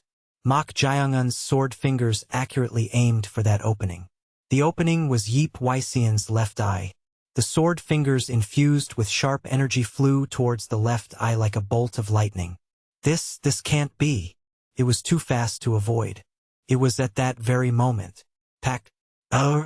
Just as Mok Jaeung-un's sword fingers were about to touch the eye, someone grabbed his wrist. At the same time, Yip Wai-sean's wrist, who was unleashing the sword technique, was also grabbed by that someone. It was a slender woman wearing a bamboo hat. Young lady. Thud. Ugh. Yip Wai-sean's wrist was twisted, and he was forced to kneel on the ground.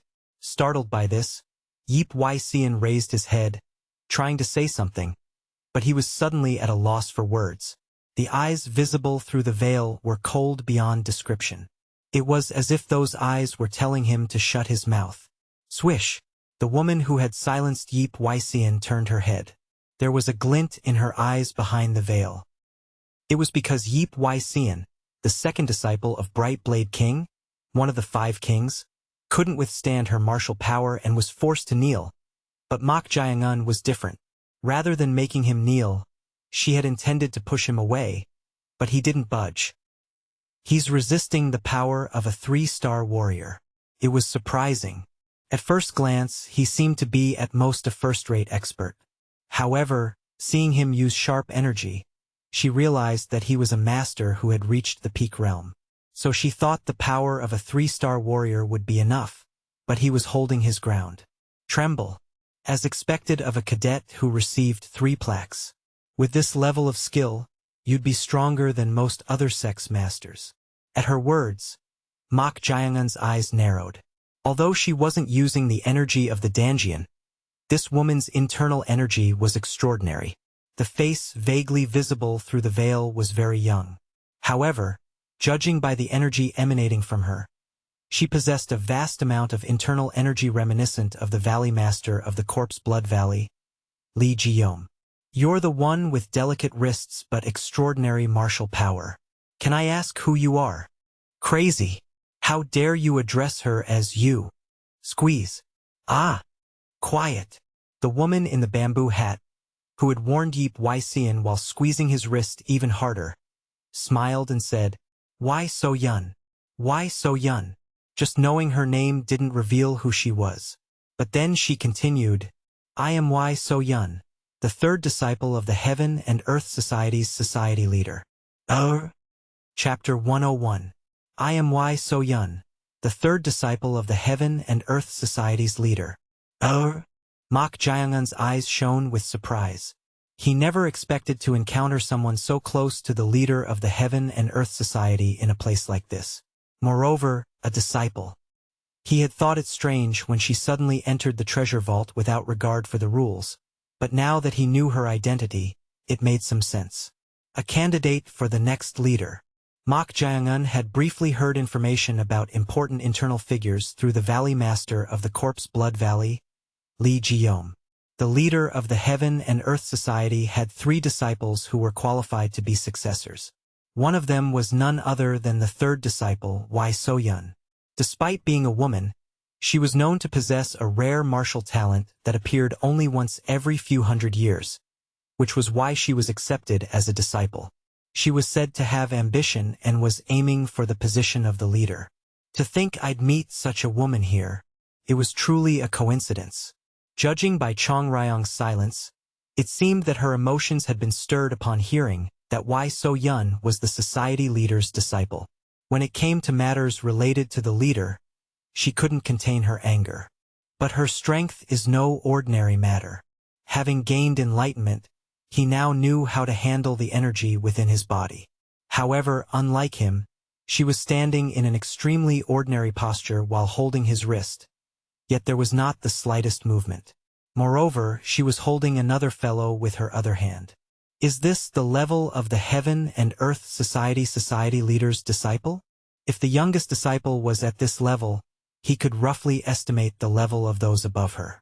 And just how strong would the society leader of the Heaven and Earth Society be? What was certain was that even though he had gained enlightenment, he had yet to reach the level of the society leader's disciple. At that moment, Yip Wai-sean, the disciple of Bright Blade King, who had his wrist twisted and was in pain, pressed on. Ha ha! What are you doing? How dare a mere disciple of the Corpse Blood Valley not show respect even after knowing the young lady's identity? Crack!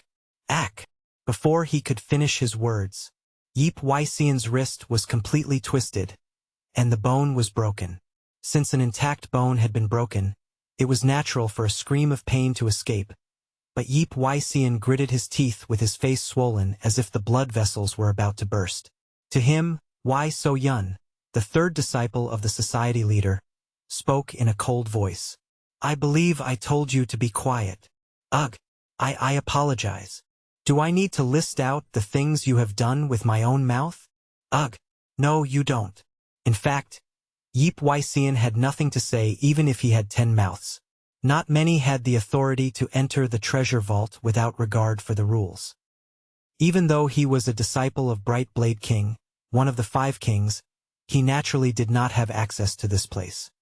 He had only entered by taking advantage of Wai So-yun's authority as the society leader's disciple. However, in the midst of that, he had gotten excited and damaged some of the original secret manuals in the treasure vault. This alone had already crossed a line that he couldn't handle. Your foolish actions have also put me, who brought you here, in quite a predicament. So, if you open your mouth again, I will execute you on the spot. I will keep that in mind, Huff. Yip Wai-sean firmly closed his mouth. He shouldn't upset her any further. Pack. Wai So-yun, who had released Yip Wai-sean's hand, similarly released Mok Jeong-un's wrist, and she said, I apologize. Forgive this person's rudeness. He is quite loyal, which is why I keep him around, but I never thought he would do such a foolish thing like today. At her words, Mok Jeong-un brought his wrist and examined it. The handprint was still there. Looking at it, Mok Jeong-un chuckled and then turned his gaze to Yip Wai-sean, saying, A loyal but stupid dog must be quite tiresome for you. This bastard. At Mok Jeong-un's words, Yip Wai-sean's face instantly distorted terribly. However, he couldn't open his mouth, knowing that if he disobeyed her words again, he wouldn't be able to handle the consequences.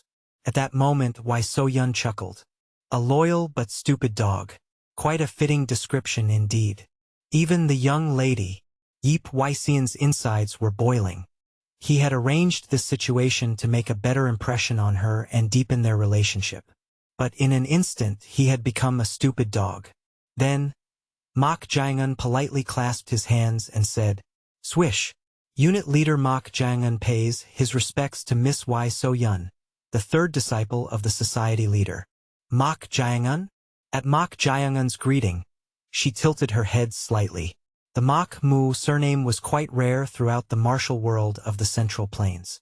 She had never heard of it within the Heaven and Earth Society, and the only one she had heard of was the Yun Mok Sword Manor, one of the righteous sect's famous martial families. Yun Mok Sword Manor. It's unlikely.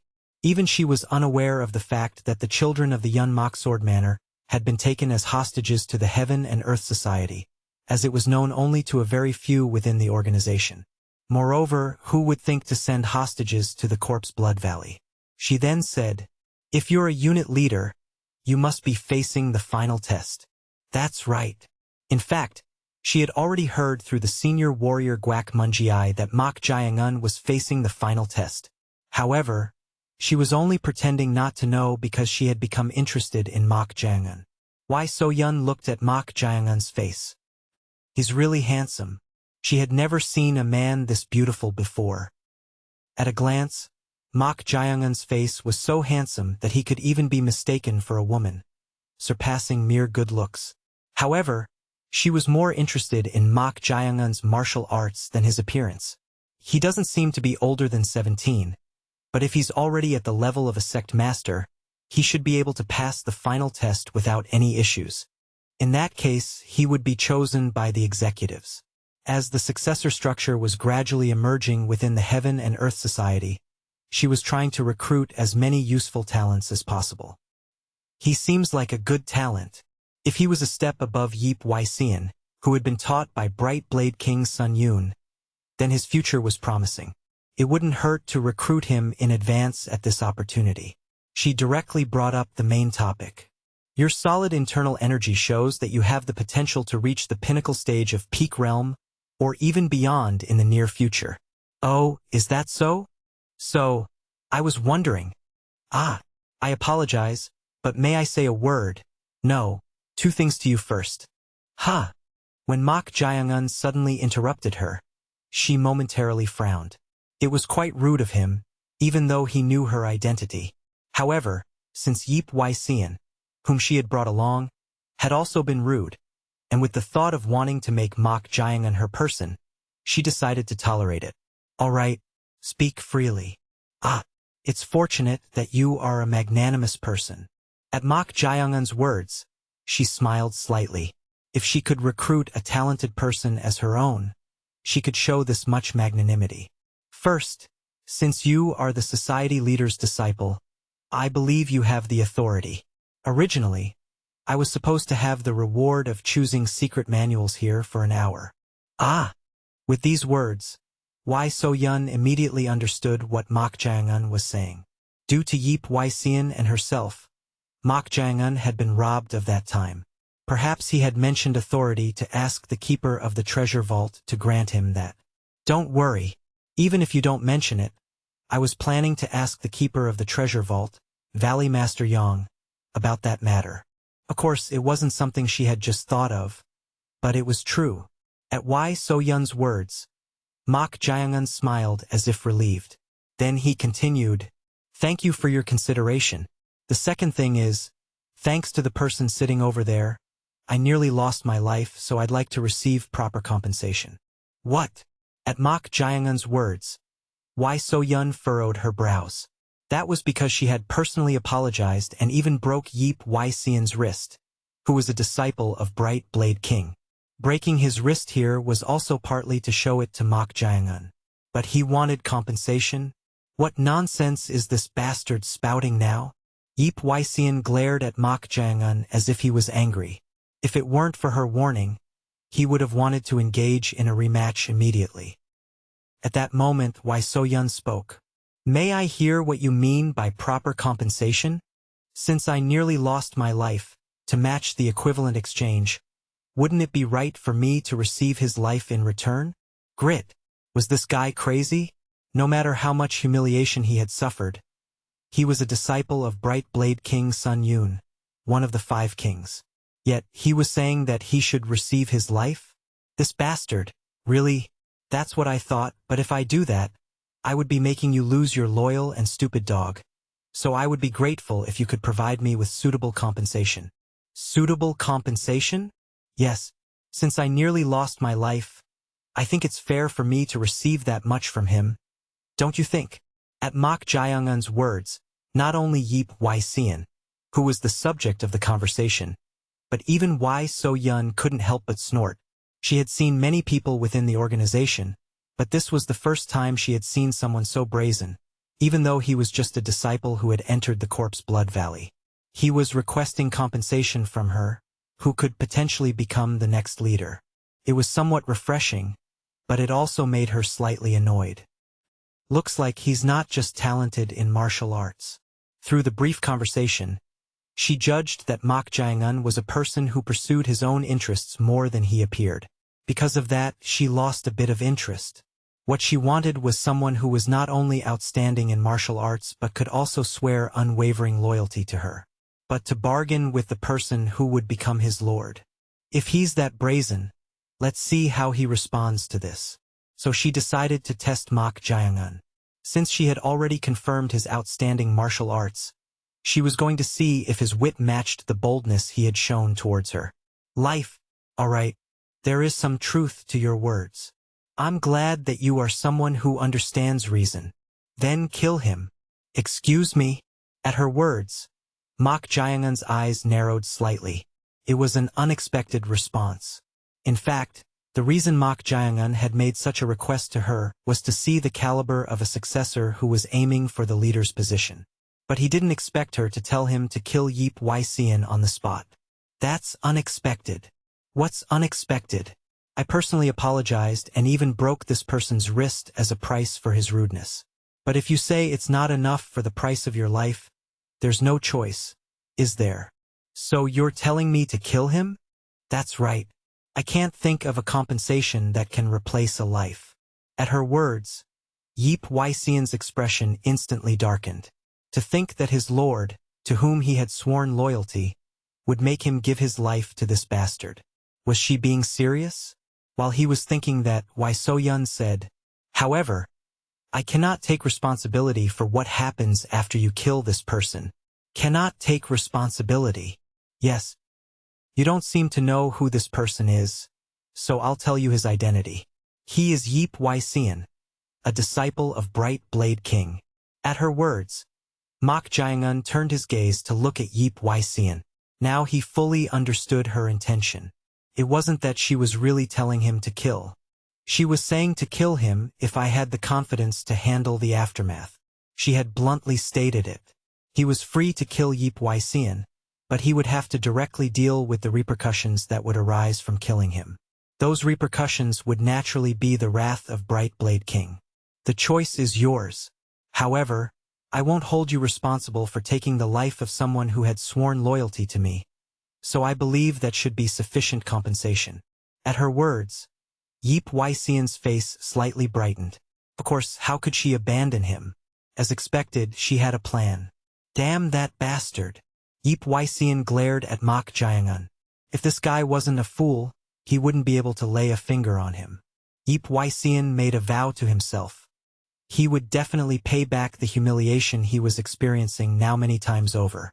While he was doing that, Mok Jae-un opened his mouth. If my ears aren't mistaken, it sounds like you're telling me not to do something I'll regret and to choose wisely. At Mok Jae-un's words, she chuckled. She naturally thought that he would have the brains to understand at least this much.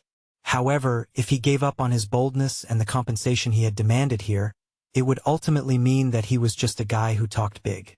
That's what she was thinking. If you are someone who holds a position as the leader's disciple, you will surely keep your own words, right? At his words, she snorted and replied, "Words carry weight. I take responsibility for what I say." Is that so? Have you made your decision? Yes, I have no choice. I wanted to receive the price of his life for trying to take mine. But thinking about it, the repercussions from Bright Blade King bothers me. At Mok Jae-un's words, she lightly shook her head. He was just a person of this caliber. A fellow who schemed for compensation against her. No matter how outstanding his martial arts were, he didn't have the wit to navigate this situation and only lowered his head. showing that she had lost interest. Go! Ah, wait a moment. What? It was at that very moment. Swish! Thud! Mok Jeong moved swiftly and kicked Yeep Wai-Sian's chin with his foot. Ugh! Yeep Wai-Sian, who was suddenly hit on the chin, shouted at Mok Jeong in bewilderment. You bastard, how dare you? Oh? You opened your mouth. What? Didn't your lord just say that if you opened your mouth, she would execute you on the spot? You ignored that warning. At Mok Jeong's words, Yeep Wai-Sian's expression instantly froze. This bastard. Did he kick him with his foot just now to make him open his mouth? While he was thinking that, Mok Jeong turned his head, smiled brightly, and spoke to Wai So-yun in a sneering voice. Didn't you say that words carry weight and that you take responsibility for what you say yourself? Chapter 102.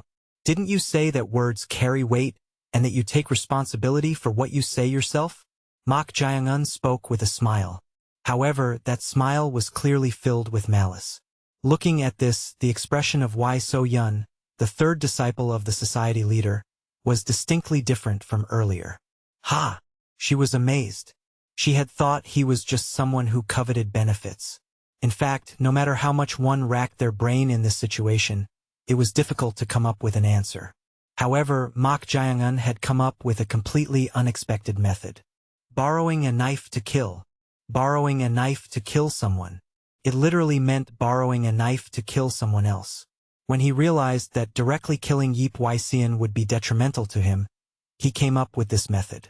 Your foolish actions have also put me, who brought you here, in quite a predicament. So, if you open your mouth again, I will execute you on the spot. She had sternly warned Yeep Wai-Sian to keep his mouth shut. However, this was not because she intended to kill him on the spot, but to let him know how angry she was. But Mok Jeong had used this. Since killing him with my own hands would bring the repercussions of Bright Blade King, you'll borrow my hand? Look at this guy. In this brief moment, he had thought of a very bold method. It wasn't simply a level of cunningness, but his ability to think was no ordinary matter. Mok Jeong then said to her, I was going to let him go because I'm afraid of Elder Bright Blade King, but it has turned out quite interestingly. To think that the young lady has to punish her loyal dog with her own hands. This bastard. At Mok Jeong's words, Yeep Wai-Sian couldn't contain his anger. Was this guy really desperate to kill him? Yeep Wai-Sian hurriedly looked at Wai So-yun. Young lady. No matter what, he was a disciple of Bright Blade King and a subordinate who had sworn loyalty to her. Did it make sense to kill someone like him because of this guy's antics? However, Wai So-yun's expression, faintly visible through the veil, seemed unusual. Could it be? No way. Was she really going to kill him to keep her word? Startled by this, Yeep Wai-Sian hurriedly spoke to her. Yo, young lady, you're not really going to do as this bastard says, are you? I have sworn loyalty to you. Young lady. She remained silent. Desperate, Yeep Wai-Sian prostrated himself before her and pleaded. Young lady, this subordinate has indeed made a mistake, but is it something deserving of death? If you kill this subordinate, master, no, Bright Blade King and all the heaven and earth society people under him will not follow you. Please make a wise choice. With those words, Yeep Wai-Sian raised his head and glared at Mok Jeong. Now that things had come to this, there was only one choice for him to survive. That was to have Mok Jeong killed. The young lady has her own thoughts. No matter how much she publicly declared that she would keep her word, there was such a thing as weighing the options. He was a disciple of Bright Blade King Sun Yun. If she were to kill someone like him, it would be no different from abandoning Bright Blade King and the forces under him. But that guy was completely different. He had no backing, and if they created a suitable justification, even if he died, there wouldn't be much trouble. At that moment, Mok Jeong spoke. For someone who is a disciple of Bright Blade King, you're quite pathetic. What? Someone in your position should have honor and self-esteem. But not only are you pleading for your life, but you're also trying to make the Lord you serve go back on her words by bringing up your master. It seems that the young lady's honor isn't that important to you. This guy really? He wanted to tear that mouth apart right away. However, if he showed his anger here, he wouldn't be able to evoke any sympathy from Wai So-yun. So he had to keep his mouth shut. Mok Jae-un looked at Wai So-yun with an amused smile. How would she respond? Given her position and high self-esteem, people like her often strongly adhered to their own words. However, if she considered the practical benefits, she would abandon her self-esteem and save her subordinate. Whichever choice she made, it would be a choice that she herself couldn't readily accept. At that moment, a laugh escaped from behind the veil. Wai So-yun was laughing. Seeing her like this, one of Mok Jae-un's eyebrows raised. What was it? He had thought she would be quite cornered by her self-esteem, but he was inwardly puzzled by her unexpected reaction. Why was she laughing? While he was thinking that, she laughed for a while and then parted her lips. You really exceed my expectations. Excuse me? I thought you were just someone whose mouth moved faster than their brain, driven by self-interest, but you came up with an answer I never even thought of. If that's a compliment, I'll gratefully accept it. It is a compliment, but you're really brazen. What do you mean? If things go wrong for you here, I am someone who has the capability and authority to kill you without any regard for conversation or anything else. In fact, if it were my second elder brother, he might have killed you on the spot for toying with him. Kill me?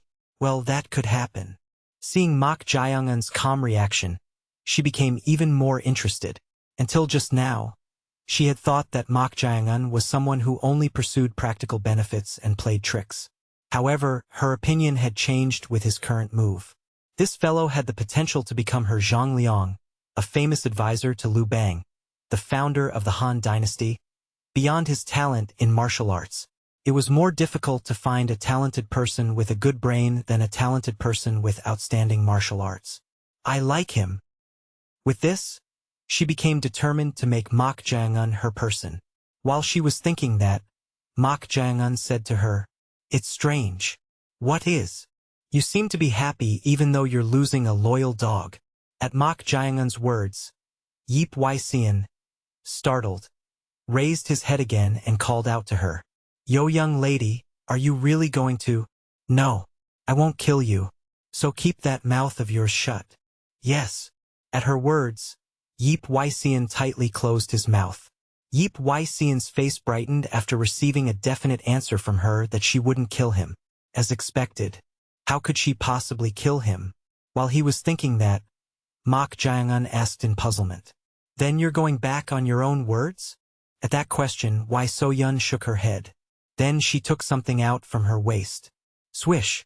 She abruptly threw it, and Mok Jae-un, who caught it, slightly furrowed his brows.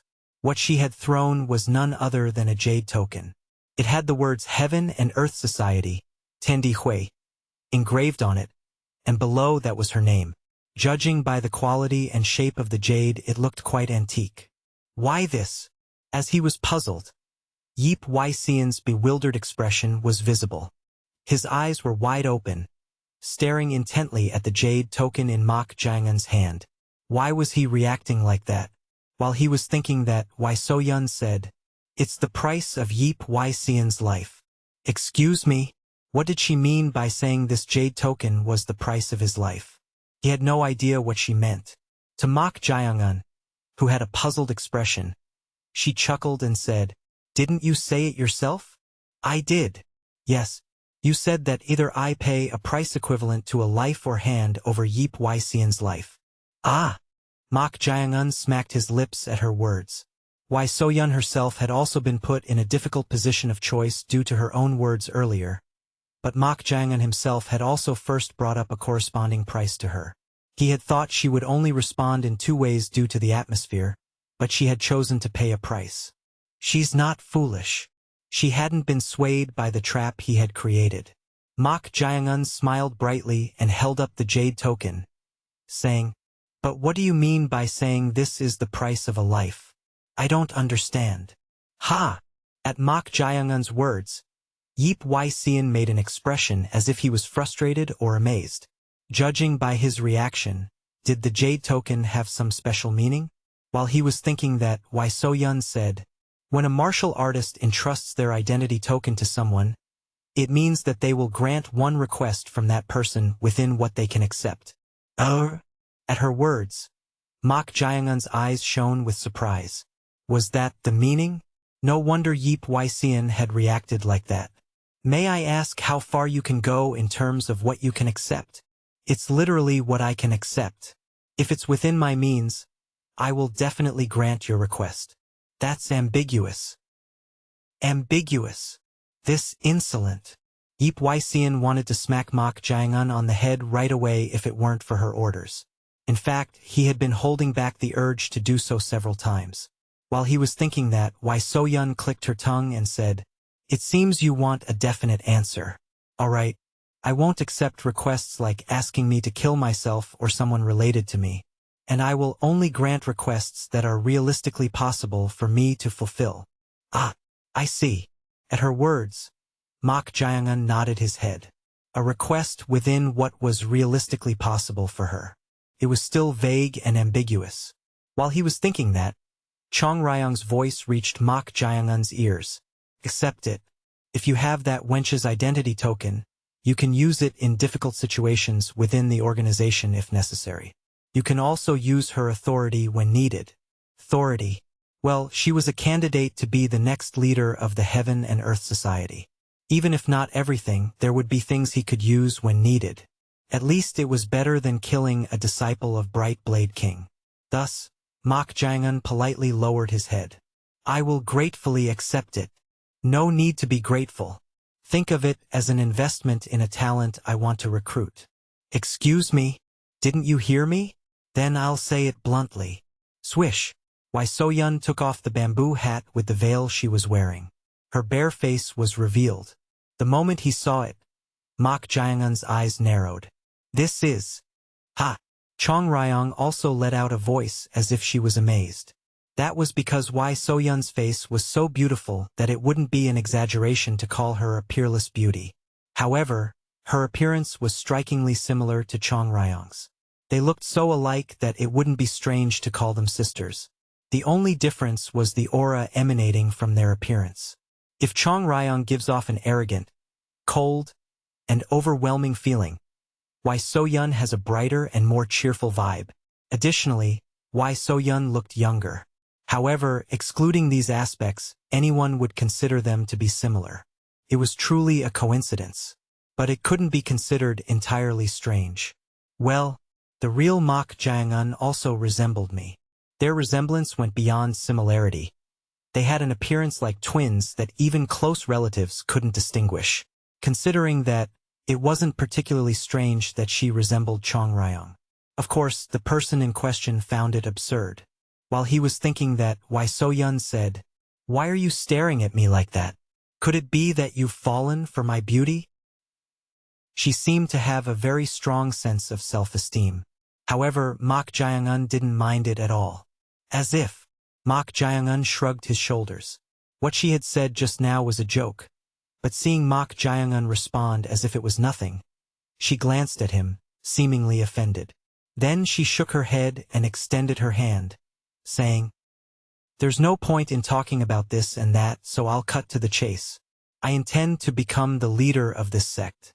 To do that, I need more talented people. Talented people. Mok Jae-un, join me. With your level of talent, I will provide you with treatment befitting it. At her proposal, Yeep Wai-sean bit his lip tightly. As expected, she coveted Mok Jae-un as her subordinate. Damn it!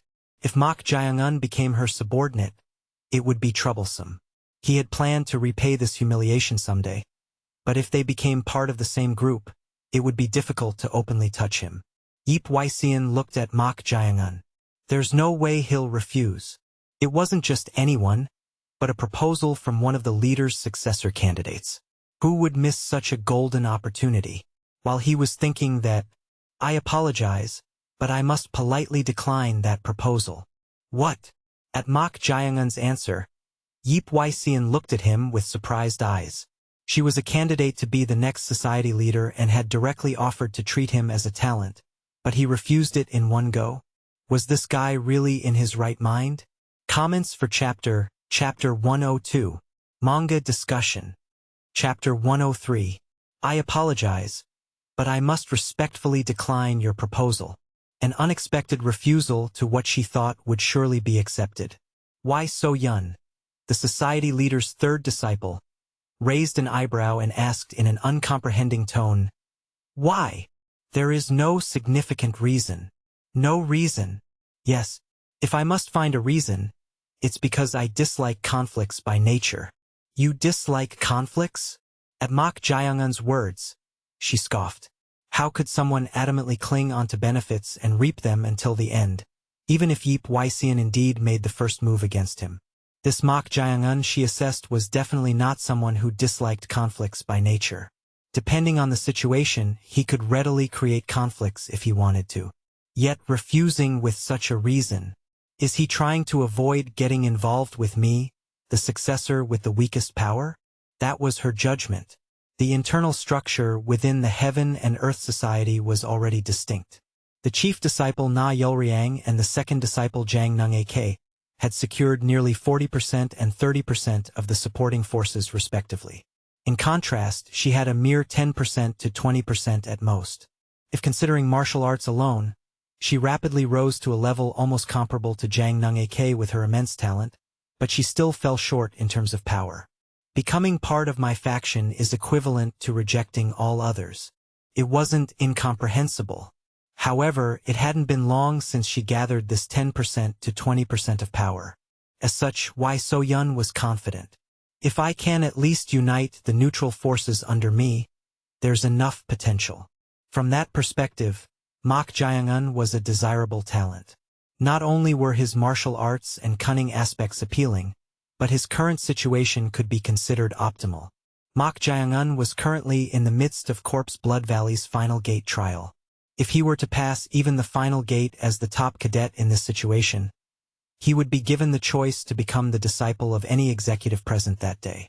What if Mok Jae-un, in such a position, became her subordinate and entered the faction of an executive no one else followed? The corners of Why So-yun's mouth twitched. That was her true ulterior motive. An opportunity that doesn't come often. At this, she said, even if you dislike conflicts, there will surely come a moment when you must choose.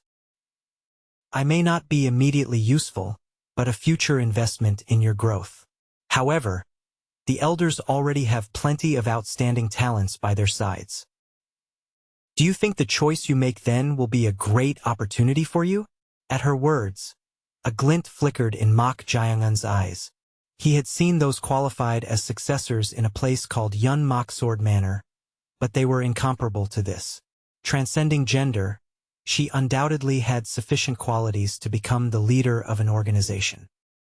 Even without lengthy words, she possessed the power to draw others in. However, if I remain someone you desperately need even then, wouldn't it still be an opportunity? At Mok Jae-un's response, Why So-yun let out a long sigh. He was still just a Corpse Blood Valley trainee without any special position, yet he refused her direct appeal for recruitment. What an extraordinary person indeed. But his last words echoed in her mind. Someone I desperately need even then. It sounded as if he was saying, regardless of now, he would prove his worth at any given moment. Hearing it that way, her gaze towards Mok Jae-un sharpened. Was he someone with such confidence in himself? After staring at him for a while, she parted her lips and spoke in a slightly sulky voice. You're the first person to make me leave empty-handed without any special achievements, despite not even being an executive. Your words make me even more apologetic. Fine. I'll look forward to seeing if you live up to your own declaration. I will strive to meet your expectations. Mok Jae-un lightly bowed in response to Why So-yun's words. Ah! Then she approached close to Mok Jae-un and whispered something in his ear before lightly leaping down from the upper floor. I'll inform Elder Jeong and the person waiting outside as promised, so consider another hour as having started now. With those words, she left the treasure vault as if her business was finished. At this, Mok Jae-un smirked and turned his head. You bastard! There stood Yeep Wysean, glaring at Mok Jae-un with blazing eyes. His expression seemed as if he was jealous. No, he was jealous indeed. She whispered in the ear of a lowly bastard like him? He was truly enraged. Yip Xian spoke through gritted teeth. What did she just say to you? If it was something I could say, she would have said it out loud, no? What? More importantly, aren't you going to follow her? At this rate, you might lose your master. At Mok Jiangun's words, Yip Xian rose to his feet and picked up his sword that had fallen to the floor. Then, with a momentum as if he would swing it at any moment, he said, Impudent bastard. I'll let it slide today for her sake. But spare me from cliché lines like making me regret it someday and leave magnanimously while you still can. You little... Yip Xian was momentarily provoked and almost swung his sword. However, he managed to endure it with superhuman patience. If he caused more trouble here, the aftermath, no, just damaging those secret manuals would be hard to handle, so he had no choice but to quietly back down. You will regret not accepting her proposal. He put his sword back in its scabbard and tried to leave with these words. Mok Jiangun smiled and said to him, Ah, I forgot to mention. What? Make sure to repay the life debt you owe me later. What nonsense are you spouting? You smooth-talked your way into getting her identity tag in the heat of the moment. I let that slide, didn't I? Let it slide? What? You're still under the wrong impression. She tried to gloss over it by offering a life price or whatnot to save you. But my stance on instant execution for not keeping your word remains unchanged. At those words, Yip Xian's expression stiffened. After Yip Xian left the treasure vault, Chong Ryong's voice reached Mok Jiangun's ears. Why did you not do as I instructed? Ah, you mean pretending to yield, genuinely or not, and becoming that third disciple's subordinate. Chong Ryong had told Mok Jiangun to become her subordinate. She said that by doing so, he could quickly establish himself internally and make contact with the upper echelon. Right? Well, it didn't seem like the right time yet. Time? Do you think such an opportunity will come easily? Is there any guarantee that an opportunity that came once won't come again? Opportunities are not called opportunities if they seem like they will come easily. You sound quite regretful. I'm saying that even if it's difficult right now, if you seize that wretched woman's body, you could bring the timing even closer. She had developed a desire for Wei So-yun's body, which closely resembled her own. It almost felt as if her own dead body had been revived. At this, Mok Jiangun said, So you coveted that body after all. But you two don't just resemble each other a lot, but look extremely alike. Could she perhaps be your descendant? I have no descendants. I didn't even... No, I couldn't hold a wedding in the end, so what nonsense are you talking about? How would I know whether you got married or had children? You keep saying it's not the right time and evading the topic. Humph! She snorted at Mok Jiangun's words. She was already upset that he didn't follow her words, causing the opportunity to slip away. She seems quite disappointed. Mok Jiangun chuckled inwardly without showing it. In fact, he had expected Chong Ryong to naturally covet Wei So-yun's body. It had the most similar appearance to herself when she was alive and the strongest martial arts among the women encountered so far. It would be stranger if such desire didn't arise. However, Mok Jiangun had no intention to do so. Sorry, but until it's a sure bet, I don't think it's right to get involved. Mok Jiangun's foremost goal was revenge.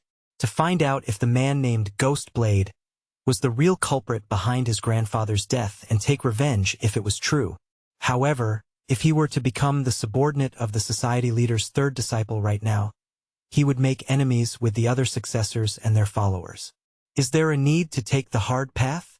According to Corpse Blood Valley leader Li Jeong, the most likely successor was indeed the chief disciple Na Yulriang. Among the 40% of forces, there was Seo Uncho the Martial King, one of the 8 stars known as the top masters in the Central Plains, one of the 5 kings, one of the 3 chief masters, and 2 executives of the 4 valley masters following him. As a result, the tide was said to be greatly in his favor.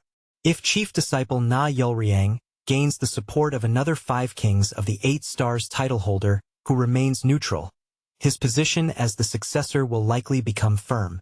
In that case, There was no need to become Wai So-yun's subordinate. Mok Jae-un sought a sure bet rather than a potentially viable one, so if he were to enter someone's faction, it would be better to aim for the one closest to succession, Na Yulriang. Annihilating Poison King. The only existence in the Heaven and Earth Society who confronted the Ghost Blade and survived while maintaining a neutral position that no one currently supported. Mok Jae-un aimed to pass the final gate and become his disciple. By becoming the disciple of Baek Sa-ha, annihilating Poison King, he could uncover his secrets and attempt to make contact with Na Yulriang, who was closest to the society leader position. This was the plan Mok Jae-un had in mind for now. Mok Jae-un whispered to the disgruntled Jeong, "So you won't help me? Annoying mortal. This brat only asks for help when he needs it." Anyhow, she really disliked him. Having gained an extra hour, Mok Jae-un leisurely perused the secret manuals on the 3rd floor of the treasure vault. To say he perused them was an understatement. He fell into a state of selflessness, becoming one with the original martial artists through their handwriting, absorbing them at a rapid pace. This could be considered an absurd talent that other martial artists did not possess.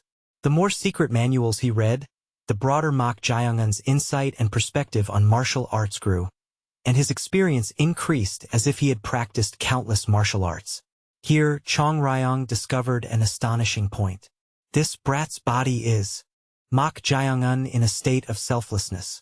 His muscles were visibly changing little by little in real time. It was an extremely subtle change that would go unnoticed without close observation, but Jeong Ryong was able to detect it due to one phenomenon, while Mok Jae-un was immersed in selflessness. That was none other than sweat. Sweat. It wasn't present on the 2nd floor, but as he read the secret manuals in the treasure vault's 3rd floor, sweat poured down Mok Jae-un's face. Even his clothes became soaked with sweat. While wondering why that was, she suddenly noticed his wrist muscles trembling slightly and their density changing. Ha! It was astonishing. She too had once heard of it. A strong will and spirit can sometimes greatly influence the body. There was an anecdote like this. Someone suddenly and unexpectedly poured water from a teapot onto another person, and that person suffered burns. But the surprising thing was that the water was not hot, but cold. In the end, the person's strong belief that it was hot alone caused burns on their body. To think this could be materialized to such an extent. This fellow is truly inhuman. Just by being immersed in the secret manuals and becoming one with them in his mind, it influenced his body, causing changes in his muscles. Is such a thing possible? There was a time limit, so the number would ultimately be limited as well. But what if this fellow seriously read all the secret manuals in this treasure vault, taking his time? It piques my curiosity. Right then, Mok Jae-un finished reading a secret manual and closed it. As he was about to put it back on the shelf, he suddenly turned his head to the side. Wait a moment. Why? Something has been bothering me for a while, and I think I definitely hear it coming from over there. Over there. Mok Jae-un was looking towards the corner of the 3rd floor of the treasure vault, where another small cavity was formed. Inside, there seemed to be bookshelves with secret manuals, but a red line.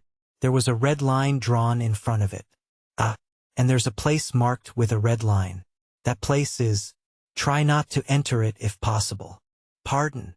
In the past something, no, you don't need to know that much. Anyway, if you cross the red line, you'll see something truly spine-chilling. So don't ignore my warning. The warning from the treasure vault keeper, Elder Yang Mu-won, came to mind. That must be the place he mentioned. Something scary. That red line doesn't seem ordinary at all. Mok Jae-un agreed with Jeong Ryong's words. When red ink is ground together with white rice and salt, it can serve as a barrier. That way, it becomes possible to create a disconnection centered around the line. I'm getting curious. It seems your curiosity has been piqued. I hear a sound coming from inside. Sound? Being inside the wooden puppet, she couldn't hear sounds from far away. So she asked, "What sound do you hear?" "We'll know if we go and see." Mok Jae-un furtively glanced towards the entrance of the cavity below. There was no one there. In fact, earlier, he had entered the treasure vault, read about 30 secret manuals that Yip Xian had cut in half, and left the treasure vault with an almost dumbfounded expression. With no watchful eyes, it seemed all right to take a quick look around. Mok Jiang-un crossed the red line and entered the small cavity. Korurururu. Ah, you hear this sound? Chong Ryong spoke as if she understood. Now that he was inside, a bookshelf was shaking strongly enough for her to hear. At the very top of that bookshelf, there was no secret manual, but a rolled-up wooden box was placed there, and strange energy was flowing out from there. Mok Jiang-un could clearly see this. It's here. Here? It wasn't the energy of the dead. The ominous energy wafting from that scroll was the demonic energy, Yao Qi, that could only be felt from malevolent spirits. Mok Jiang-un approached it. How peculiar. Ordinary people may not sense it, but why was such an object placed here? Aren't there even diviners within the Heaven and Earth Society? At that moment, a voice reached Mok Jiang-un's ears. Jeong-a, Jeong-a, The instant he heard this voice, Mok Jiang-un's expression stiffened. It was none other than grandfather, the voice of his dead grandfather. What on earth was happening? Why was his grandfather's voice coming from that box? Jeong-a, Jeong-a, help this old man. Grandfather, Jeong-a, it's so stifling. From the way it called his name to the voice itself, it was undeniably his grandfather. Right then, a rebuke poured into his ears. Snap out of it. Mok Jiang-un promptly furrowed his brows. Get a grip. You keep saying grandfather this, grandfather that. It seems you're hearing auditory hallucinations. Chong Ryong, you can't hear it? Not at all. Ah, then it must be an auditory hallucination indeed. Surely you wouldn't fall for a mere hallucination, would you? Of course not. Mok Jiang-un was extremely rational. He was simply puzzled by how it could call out in his grandfather's voice and his true name without even making contact. Don't get swayed by some ridiculous hallucination. Right at that moment, how dare a wretched evil spirit interfere with me? This was heard loud and clear. Chong Ryong also seemed to have heard it, as she muttered in an absurd tone, wretched evil spirit? How dare it? As she was about to express her anger, a voice continued from the wooden box. Human, open the wooden box. If you do so, I, the ruler of the seas, shall grant your wish. At this, Mok Jiang-un scoffed and muttered, You're really blatantly peddling the bait. Chapter 104, Lord of the Western Sea 1. Human, open the wooden box. If you do so, I, the ruler of the seas, shall grant your wish. At the voice coming from the wooden box, Mok Jiang-un scoffed and muttered, You're really blatantly peddling the bait. This was an enticement. It was no different from openly asking him to open the wooden box. Chong Ryong spoke in an astonished tone. How can someone who can't even take care of their own body grant wishes? I agree with those words. But what could it be? It seems they sealed away an evil creature. However, to think its voice can be heard even while sealed. This is the first time I've seen such a case. She had lived as a vengeful spirit for 100 years. And she had also been sealed away like the wicked thing in this wooden box. But this was the first time she encountered such a case. Usually, once sealed, all energy and everything else is blocked, so the inside and outside are meant to be isolated. Yet the fact that this thing's voice could be heard meant, there's a crack. A crack? There was a partial crack on the upper part of the wooden box that Mok Jiang-un pointed to. I see. But this wooden box. It's strange that there's no talisman or anything. You noticed it too. It was a peculiar situation. As Chong Ryong said, there was no talisman or anything to seal the demonic energy on the wooden box. Then by what means was this ominous being trapped in this wooden box? It was incomprehensible. While he was perplexed, a voice was heard. Damn it. I thought it was some luck that you could hear my voice, but judging from your mention of talismans, you must be a Taoist who has mastered sorcery. A Taoist? What do you mean by that? Don't pretend otherwise. Do you think you can deceive me? I don't know what you're talking about, but you can think of me as a diviner who is learning sorcery. A diviner? You must be the same kind as that human wearing diviner's robes who came last time. The same kind. Based on the way it spoke, it seemed someone had come before. Indeed, there was no way a diviner who had mastered sorcery would fail to detect such ominous demonic energy. In the first place, the red line was a technique that only a diviner could create. At this, Mok Jeong asked, "Who came before?" Someone did come. It was an ominous fellow with 3 eyes. It was the first time I saw someone with those eyes that were said to have disappeared after the ancient times. 3 eyes? What is that? Jeong Ryong. Do you know? Do you think I know all the principles of the world? At Jeong Ryong's words, Mok Jeong tilted his head. If you literally interpret 3 eyes, it means having 3 eyes. Such a deformed being had come here before? While he was puzzled, a voice came from the wooden box. How would the likes of you evil spirits and lowly humans know about matters from the ancient times? You've been calling us evil spirits, you evil creature. Wait a moment. What? Mok Jeong stopped her anger and said, "So what exactly are these 3 eyes? It's literally a 3-eyed being. It is a deformed creature born from a human womb. There is a saying that misfortune arrives when it is born. Equals misfortune. But it's quite interesting. Even in ancient times, a 3-eyed being would barely survive a day after birth before being killed. It was difficult to understand what it was talking about. At this, Mok Jeong summarized, "I don't quite understand what you mean, but are you saying that diviner wearing robes who had 3 eyes put you here?" "That's right. I don't know what that person did, but after he came, no one could perceive me." Not being able to perceive means, from the beginning, they treat it as if it doesn't exist. As if it doesn't exist? At the words that flowed from the wooden box, Jeong Ryong strongly denied, "That can't be. No matter how much human sorcery has advanced over time, erasing perception goes against the principles of the world." "Oh ho! For an evil spirit, you seem to know quite a bit." "Evil spirit? You damned evil creature." Cracks appeared on the wooden puppet that sealed Jeong Ryong. She seemed ready to break out and smash the wooden box at any moment. At this, Mok Jeong dissuaded her. "Jeong Ryong, endure it. If I were you, rather than continuing like this, wouldn't everything work out if we make it mine first? Yours?" At Mok Jeong's whisper, Jeong Ryong muttered as if tempted. The expression of making it his own ultimately meant turning it into a servant spirit. Mok Jeong had the ability to turn even high-ranking vengeful spirits into servant spirit. If it was a weakened malevolent spirit trapped in a wooden box, he might be able to turn it into a servant spirit. He had already confirmed this being's potential through absorbing resentment. Still, be careful. It's best to reduce the demonic energy without disturbing the seal as much as possible. That's what I was thinking. Mok Jeong had the same thought as her.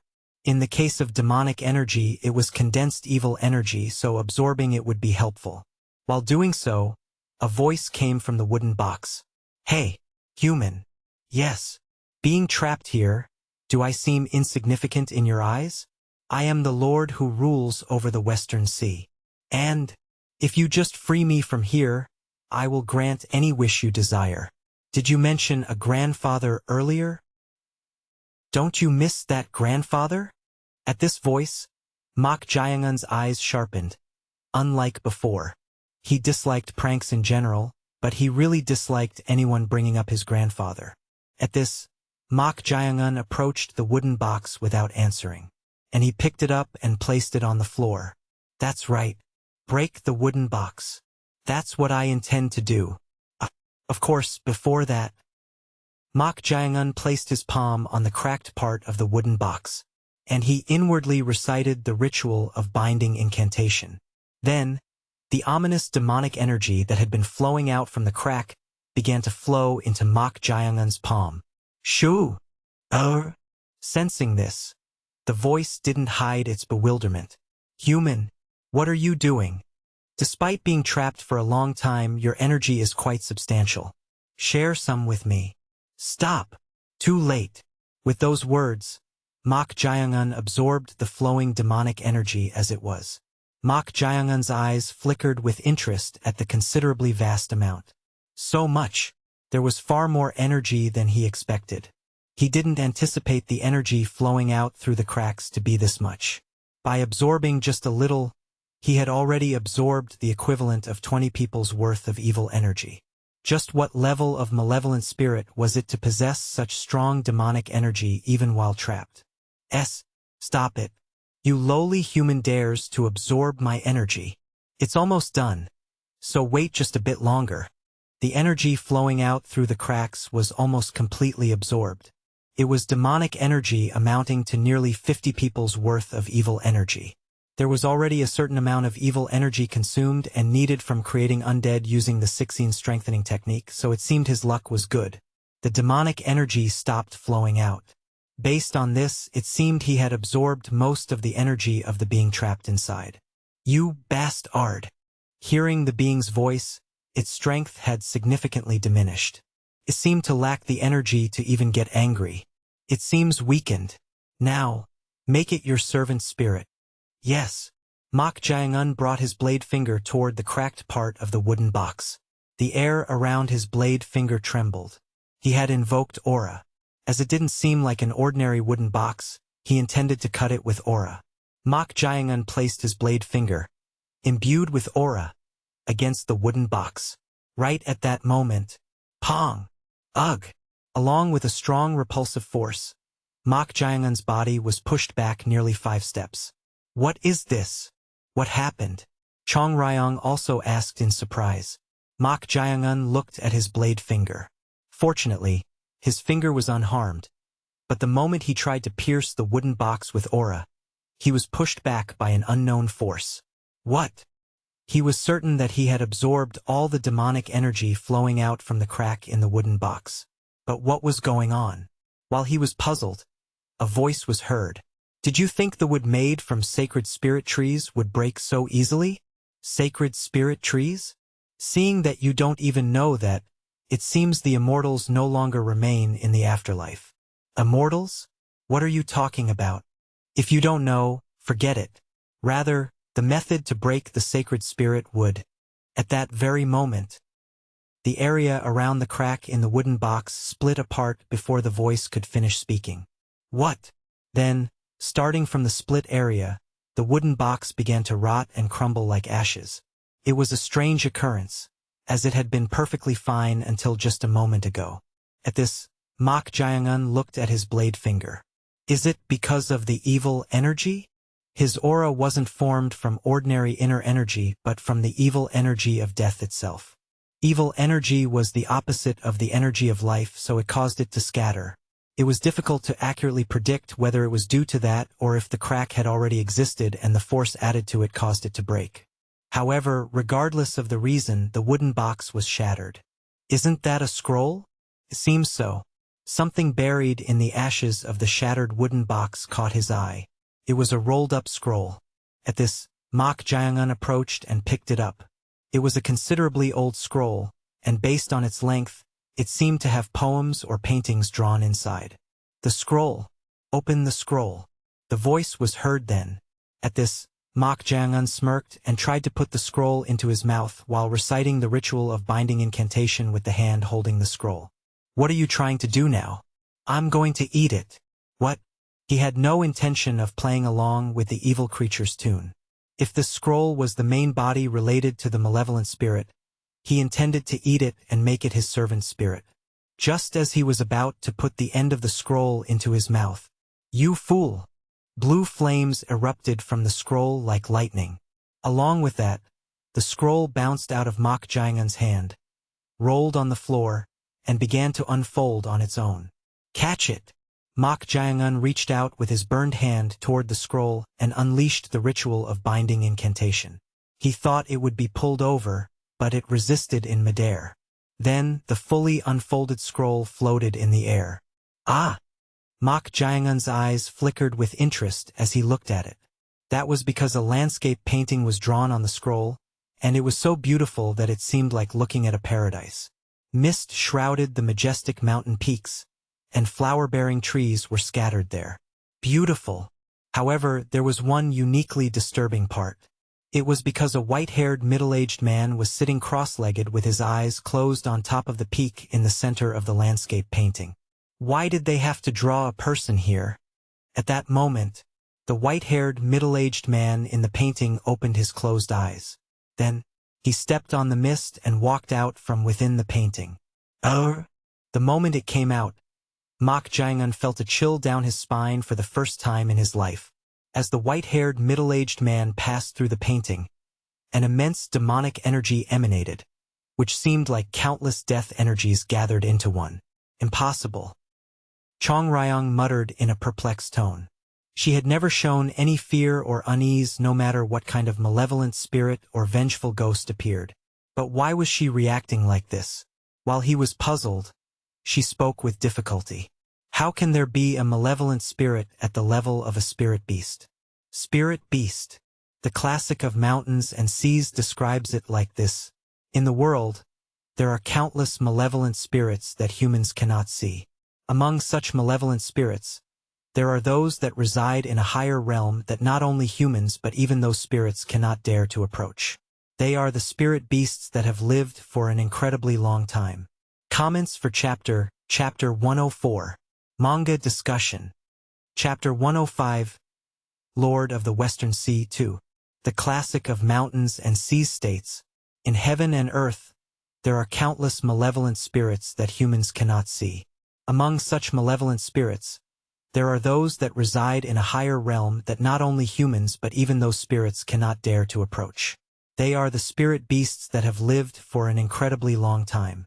Spirit beasts.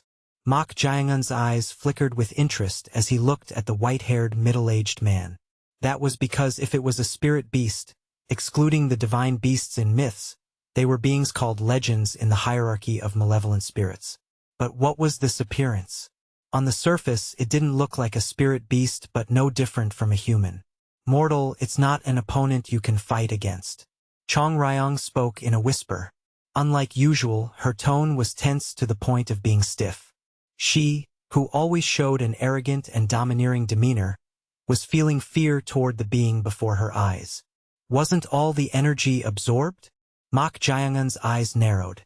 He thought it had weakened since he had absorbed all the ominous demonic energy flowing out from the cracks in the wooden box. But to emit such immense demonic energy to this extent.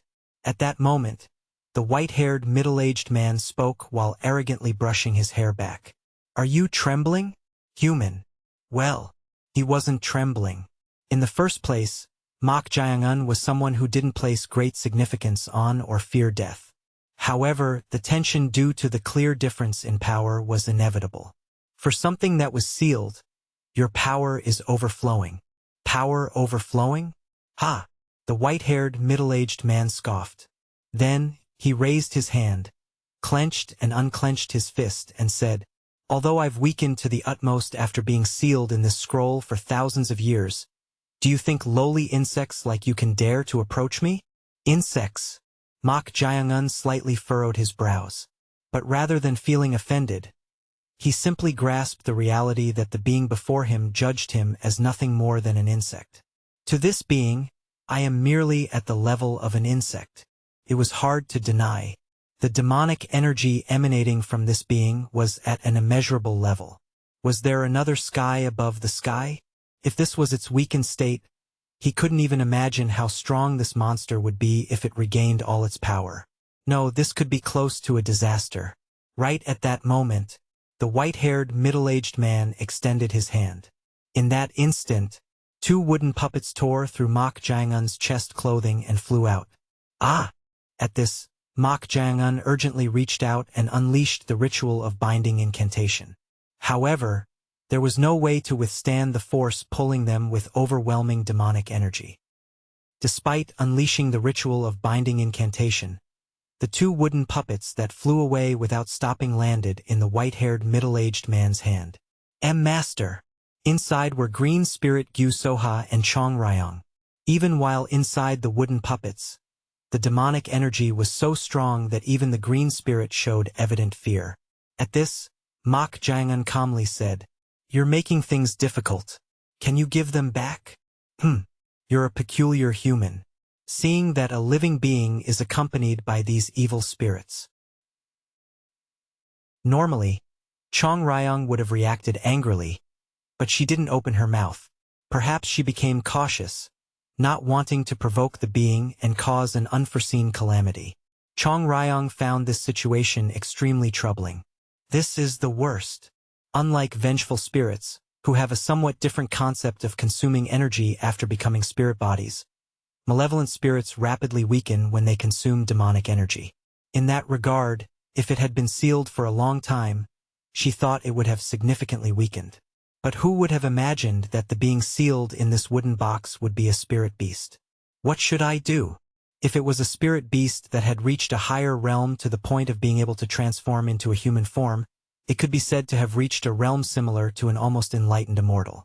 No matter how much it had weakened, it far surpassed the realm that even she could handle. Is this the end? She felt a sense of despair.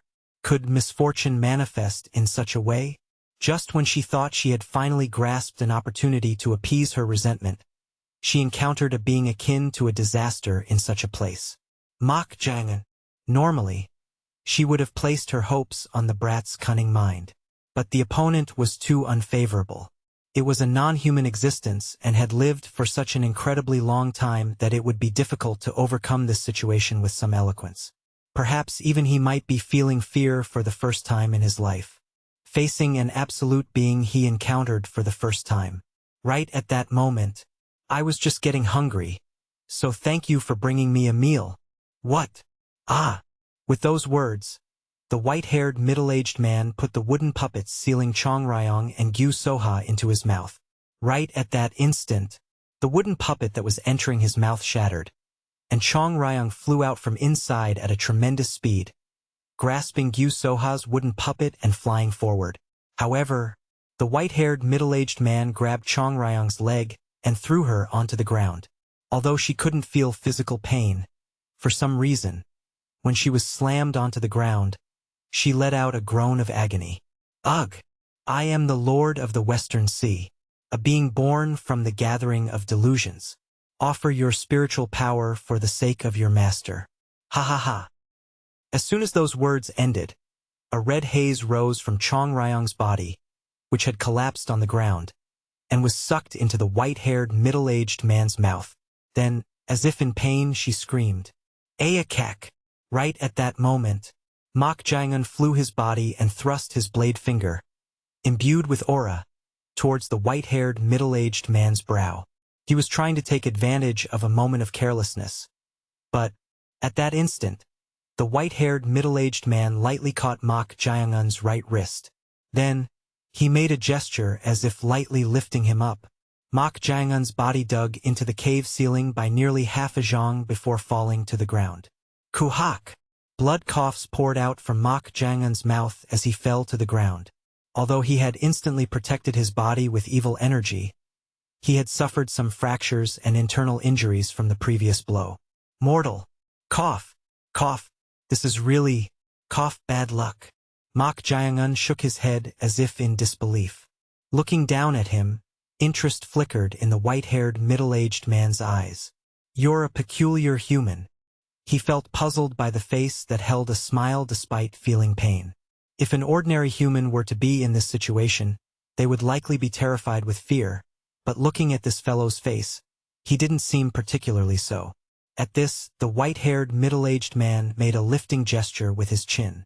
Then, Mok Jangan's body, which had been lying face down on the ground, floated into the air. Ah! It was clearly visible to Mok Jangan's eyes. The immense demonic energy flowing out from the white-haired middle-aged man was enveloping and lifting him up. Human, I want to see fear spreading across your face. The white-haired middle-aged man raised the corners of his mouth sardonically and tried to bring his hand to Mok Jangan's shoulder. Right at that moment, iron chains created from spiritual power erupted from the ground and instantly restrained the white-haired middle-aged man's arms, legs, and body. The iron chains moved like snakes and wrapped around the middle-aged man's neck. Gyu Soha! This was the power of green spirit Gyu Soha. Gyu Soha shouted, Let go of our master. Otherwise, The iron chains wrapping around the white-haired, middle-aged man's body shattered in an instant and scattered like ashes. It was too easy to the point of being futile, the iron chains of a spirit body being shattered. Gyu Soha's eyes shook wildly. "You're an evil spirit with some tricks. But you'll have to pay the price for touching my sacred body." The white-haired, middle-aged man flicked his finger towards Gyu Soha. At that moment, Gyu Soha's arms exploded and disappeared. As the arms composed of a spirit body burst from the demonic energy, a scream erupted from Gyu Soha's mouth. Aiwa! She seemed to be engulfed in immense pain. This is Jeong Ryong, who was lying face down on the ground after having her spiritual energy absorbed, was astounded. No matter how much of a spirit beast it was so overwhelmingly strong that it was doubtful whether it had just been unsealed. As the being said, no matter how much they struggled, it might be at the level of an insect flapping its wings. Even if we use that, is there any hope? But at this rate, they were all going to die. In that case, it would be better to try everything possible. At that moment, no. What is happening here?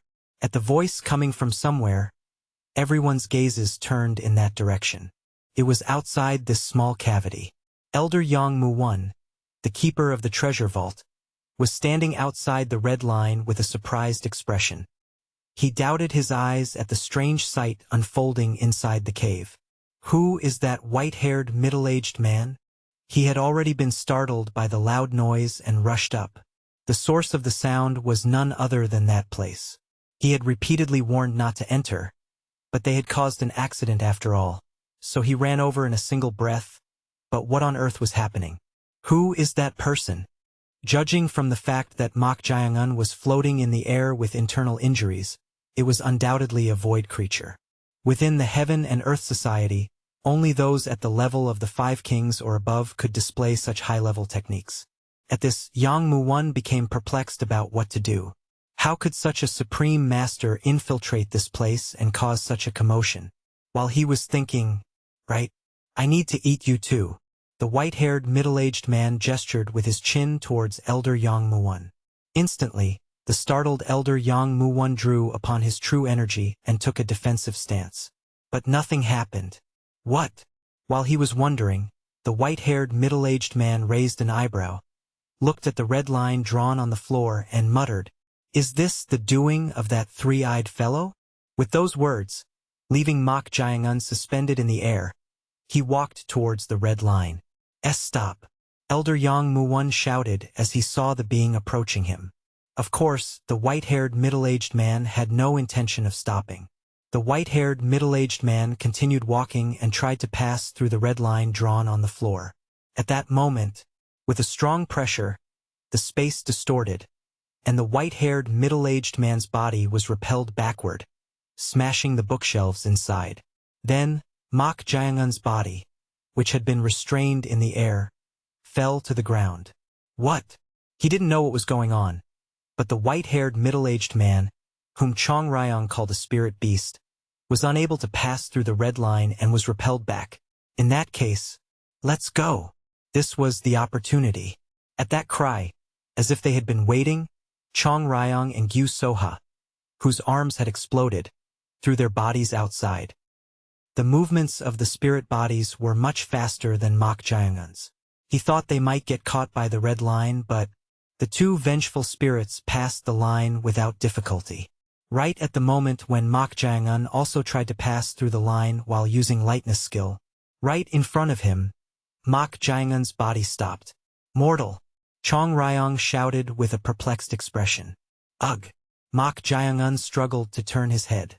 There, through the shattered bookshelves, the white-haired, middle-aged man was raising his body with his hand extended. "Where do you think you're going? Ha! Ah! You're really a troublesome person. The one troubled is me. To think a herald of misfortune, not even an immortal, would possess this much power." The white-haired, middle-aged man clicked his tongue while looking at the red line.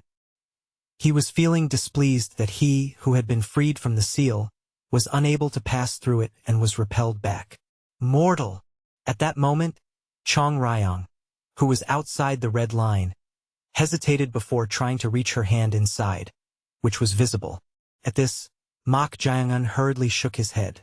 In the current situation, if she were to come inside, she would be caught like him. While they were doing so, the white-haired middle-aged man spoke as if regretful, licking his lips. Your situational judgment is good. If you had been a bit later, I would have devoured that evil spirit. At those words, Jeong Ryong, who had stopped reaching out her hand, flinched. Mok Jae-un's judgment was correct. The moment she reached out her hand, the being would have pulled her inside.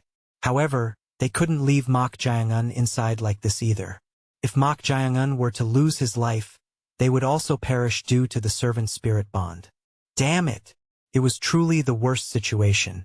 While they were doing so, Mok Jae-un glanced at the red line on the floor. From the outside, he didn't know, but the red line on the floor was drawn throughout the entire small cavity, as if to prevent the being from escaping. At this, Mok Jae-un looked at the white-haired middle-aged man and opened his mouth. By any chance, is the proposal you made earlier still valid?